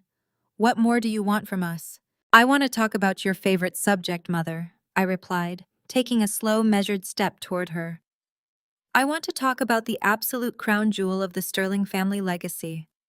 I want to talk about that magnificent, sprawling $3 million mansion in the heart of Buckhead." My mother visibly flinched. The Buckhead estate was her ultimate source of pride. It was a massive architectural masterpiece with a sweeping driveway, manicured hedges, and a grand foyer where she hosted her elite charity galas. It was the physical manifestation of her societal arrival. She used that house to intimidate her peers, to prove her superiority, and to project an image of untouchable generational wealth. I slid my finger under the flap of the envelope and broke the seal. "Maintaining a massive estate like that requires a tremendous amount of liquid capital," I stated, pulling out a stack of crisp legal documents. "It requires property taxes, maintenance fees, landscaping costs, and utility bills that most people cannot fathom. And when you factor in your insatiable need to buy designer clothes, host extravagant parties, and continuously fund Chloe's fraudulent lifestyle, the expenses become completely unmanageable." My mother swallowed hard, her eyes locked onto the papers in my hand. "You took out a second mortgage 5 years ago." I continued, reading the details directly from the bank's summary. "Then you took out a third mortgage to pay off the astronomical interest on the second. You leveraged every single ounce of equity in that house just to keep the lights on and the vintage champagne flowing. You treated your home like a bottomless cash machine, convinced that Chloe marrying into the Davenport family would magically erase the crippling debt you were actively drowning in." That is my home, Beatrice whispered, her voice cracking under the weight of her secret shame being dragged into the harsh restaurant lighting. I built that home. It is all I have to show for my life. You built a prison of debt, I corrected her sharply. And 6 weeks ago, the bank finally decided they were done playing your game. You defaulted on 3 consecutive payments, Mother. The primary lender classified your mortgages as severely toxic debt and initiated quiet foreclosure proceedings. You were 60 days away from having padlocks placed on your front doors by the county sheriff. I stepped forward and shoved the legal documents directly into her trembling hands. She had no choice but to take them, clutching the thick stack of papers to her chest as if they might save her. My venture capital firm specializes in distressed assets. I explained, my voice ringing with total authority. When my analysts flagged a massive piece of prime Buckhead real estate tumbling toward foreclosure, I authorized a swift, aggressive acquisition. We bought the debt directly from the bank for pennies on the dollar. We bypassed the public auction entirely. My mother looked down at the top page. Her eyes darted back and forth across the dense legal jargon until they finally landed on the bold black ink at the bottom of the page. The deed of transfer. It clearly listed my private holding company as the sole unconditional owner of the property. You bought my house, she gasped, her knees buckling slightly, forcing her to lean against the wall for support. You own the estate. I do not own your house, Mother, I replied, my tone completely devoid of empathy. I own my house. You are simply a delinquent tenant occupying a property that belongs entirely to me. And given your extensive history of financial theft and profound hostility toward the landlord, I have decided to terminate your unofficial lease effective immediately. Beatrice shook her head wildly, her carefully maintained hair flying around her face in a chaotic mess. No, Maya, please, she sobbed, the reality of her total destruction finally breaking her completely. You cannot do this. Where will I go? Where will Chloe go? We have no money. We have no other properties. You cannot throw your own mother out onto the street. You threw me onto the street, I reminded her, my voice devoid of any warmth. You watched me pack my entire life into garbage bags, and you smiled. You told me that tough love was the only way to build character. You told me that the Sterling family requires sacrifice. Consider this the ultimate character-building exercise. I took a step back, putting physical distance between myself and the woman who had tormented me for decades. I checked the sleek silver watch on my wrist, noting the exact time. It is currently 9 o'clock in the evening, I announced, looking back up at her terrified face. You and Chloe have exactly 24 hours to pack your personal belongings and vacate the premises. My private security team will arrive at the Buckhead estate at precisely 9 o'clock tomorrow night. They have strict instructions to change all the locks, disable the gate codes, and physically remove anyone remaining on the property. You are a monster, my mother wept, clutching the foreclosure documents to her chest. You are a cold, heartless monster. I am the monster you created, I replied, offering her one final chilling smile. I just happen to be much better at the game than you ever were. Pack your bags, Beatrice. Your time at the top is officially over. I turned on my heel, signaling to my assistant that our work here was thoroughly and permanently finished. I retrieved my tailored cashmere coat from the terrified restaurant staff waiting near the entrance, slipping it over my shoulders with deliberate, unhurried grace. Behind me, the private dining room of Le Bernardin had devolved into an absolute symphony of ruin. Chloe was wailing a high, piercing sound of pure devastation as she finally realized her fake legal career and her billionaire fiancé were gone forever. My mother was sobbing hysterically, screaming my name, begging for a mercy she had never once shown me. I walked out the heavy oak doors and stepped into the crisp, cool Manhattan night air. I did not pause. I did not hesitate. I did not look back. I left them to drown in the shallow, pathetic puddle of their own creation. The heavy restaurant doors swung shut, cutting off their frantic cries completely and severing my ties to that toxicity once and for all. The scene transitions smoothly back to the present. I am sitting exactly where I started, relaxed on my velvet sofa in my penthouse, the glowing Manhattan skyline stretching out endlessly behind me. The camera slowly begins to pan backward, moving with a fluid, steady motion, capturing the expansive, quiet luxury of the life I built from absolute scratch. I raise my crystal glass of Cabernet, watching the ruby liquid catch the glittering city lights. People often talk about family loyalty as if it is an unbreakable contract, a life sentence you have to endure, no matter how much it destroys your mental health. They are entirely wrong. Toxicity does not get a free pass just because it shares your bloodline. You are not obligated to set yourself on fire simply to keep manipulative people warm. If there is one profound truth I want you to take away from my story, it is the undeniable, absolute power of financial independence. Financial freedom is not just about buying luxury penthouses or affording vintage wine. It is your armor. It is the ultimate leverage you need to stand up, push back your chair, and walk away from tables where respect is no longer being served. When my mother and sister cut me off and threw me into the street, they thought they were burying me under the weight of their own vanity. They did not realize they had simply planted a seed. So if you are watching this right now, shrinking yourself to fit into a family dynamic that constantly belittles your worth, stop. Stop seeking validation from people who are fiercely committed to misunderstanding you. Redirect every single ounce of that desperate energy into your own fierce ambition. Build your wealth. Build your ironclad boundaries. Build your own untouchable empire. Because the absolute sweetest revenge is not watching them fall. It is waking up one day and realizing you hold the keys to a kingdom they can never touch. I take one final, deeply satisfying sip of my wine, staring directly into the lens with an unwavering gaze. Cheers. The screen abruptly cuts to black.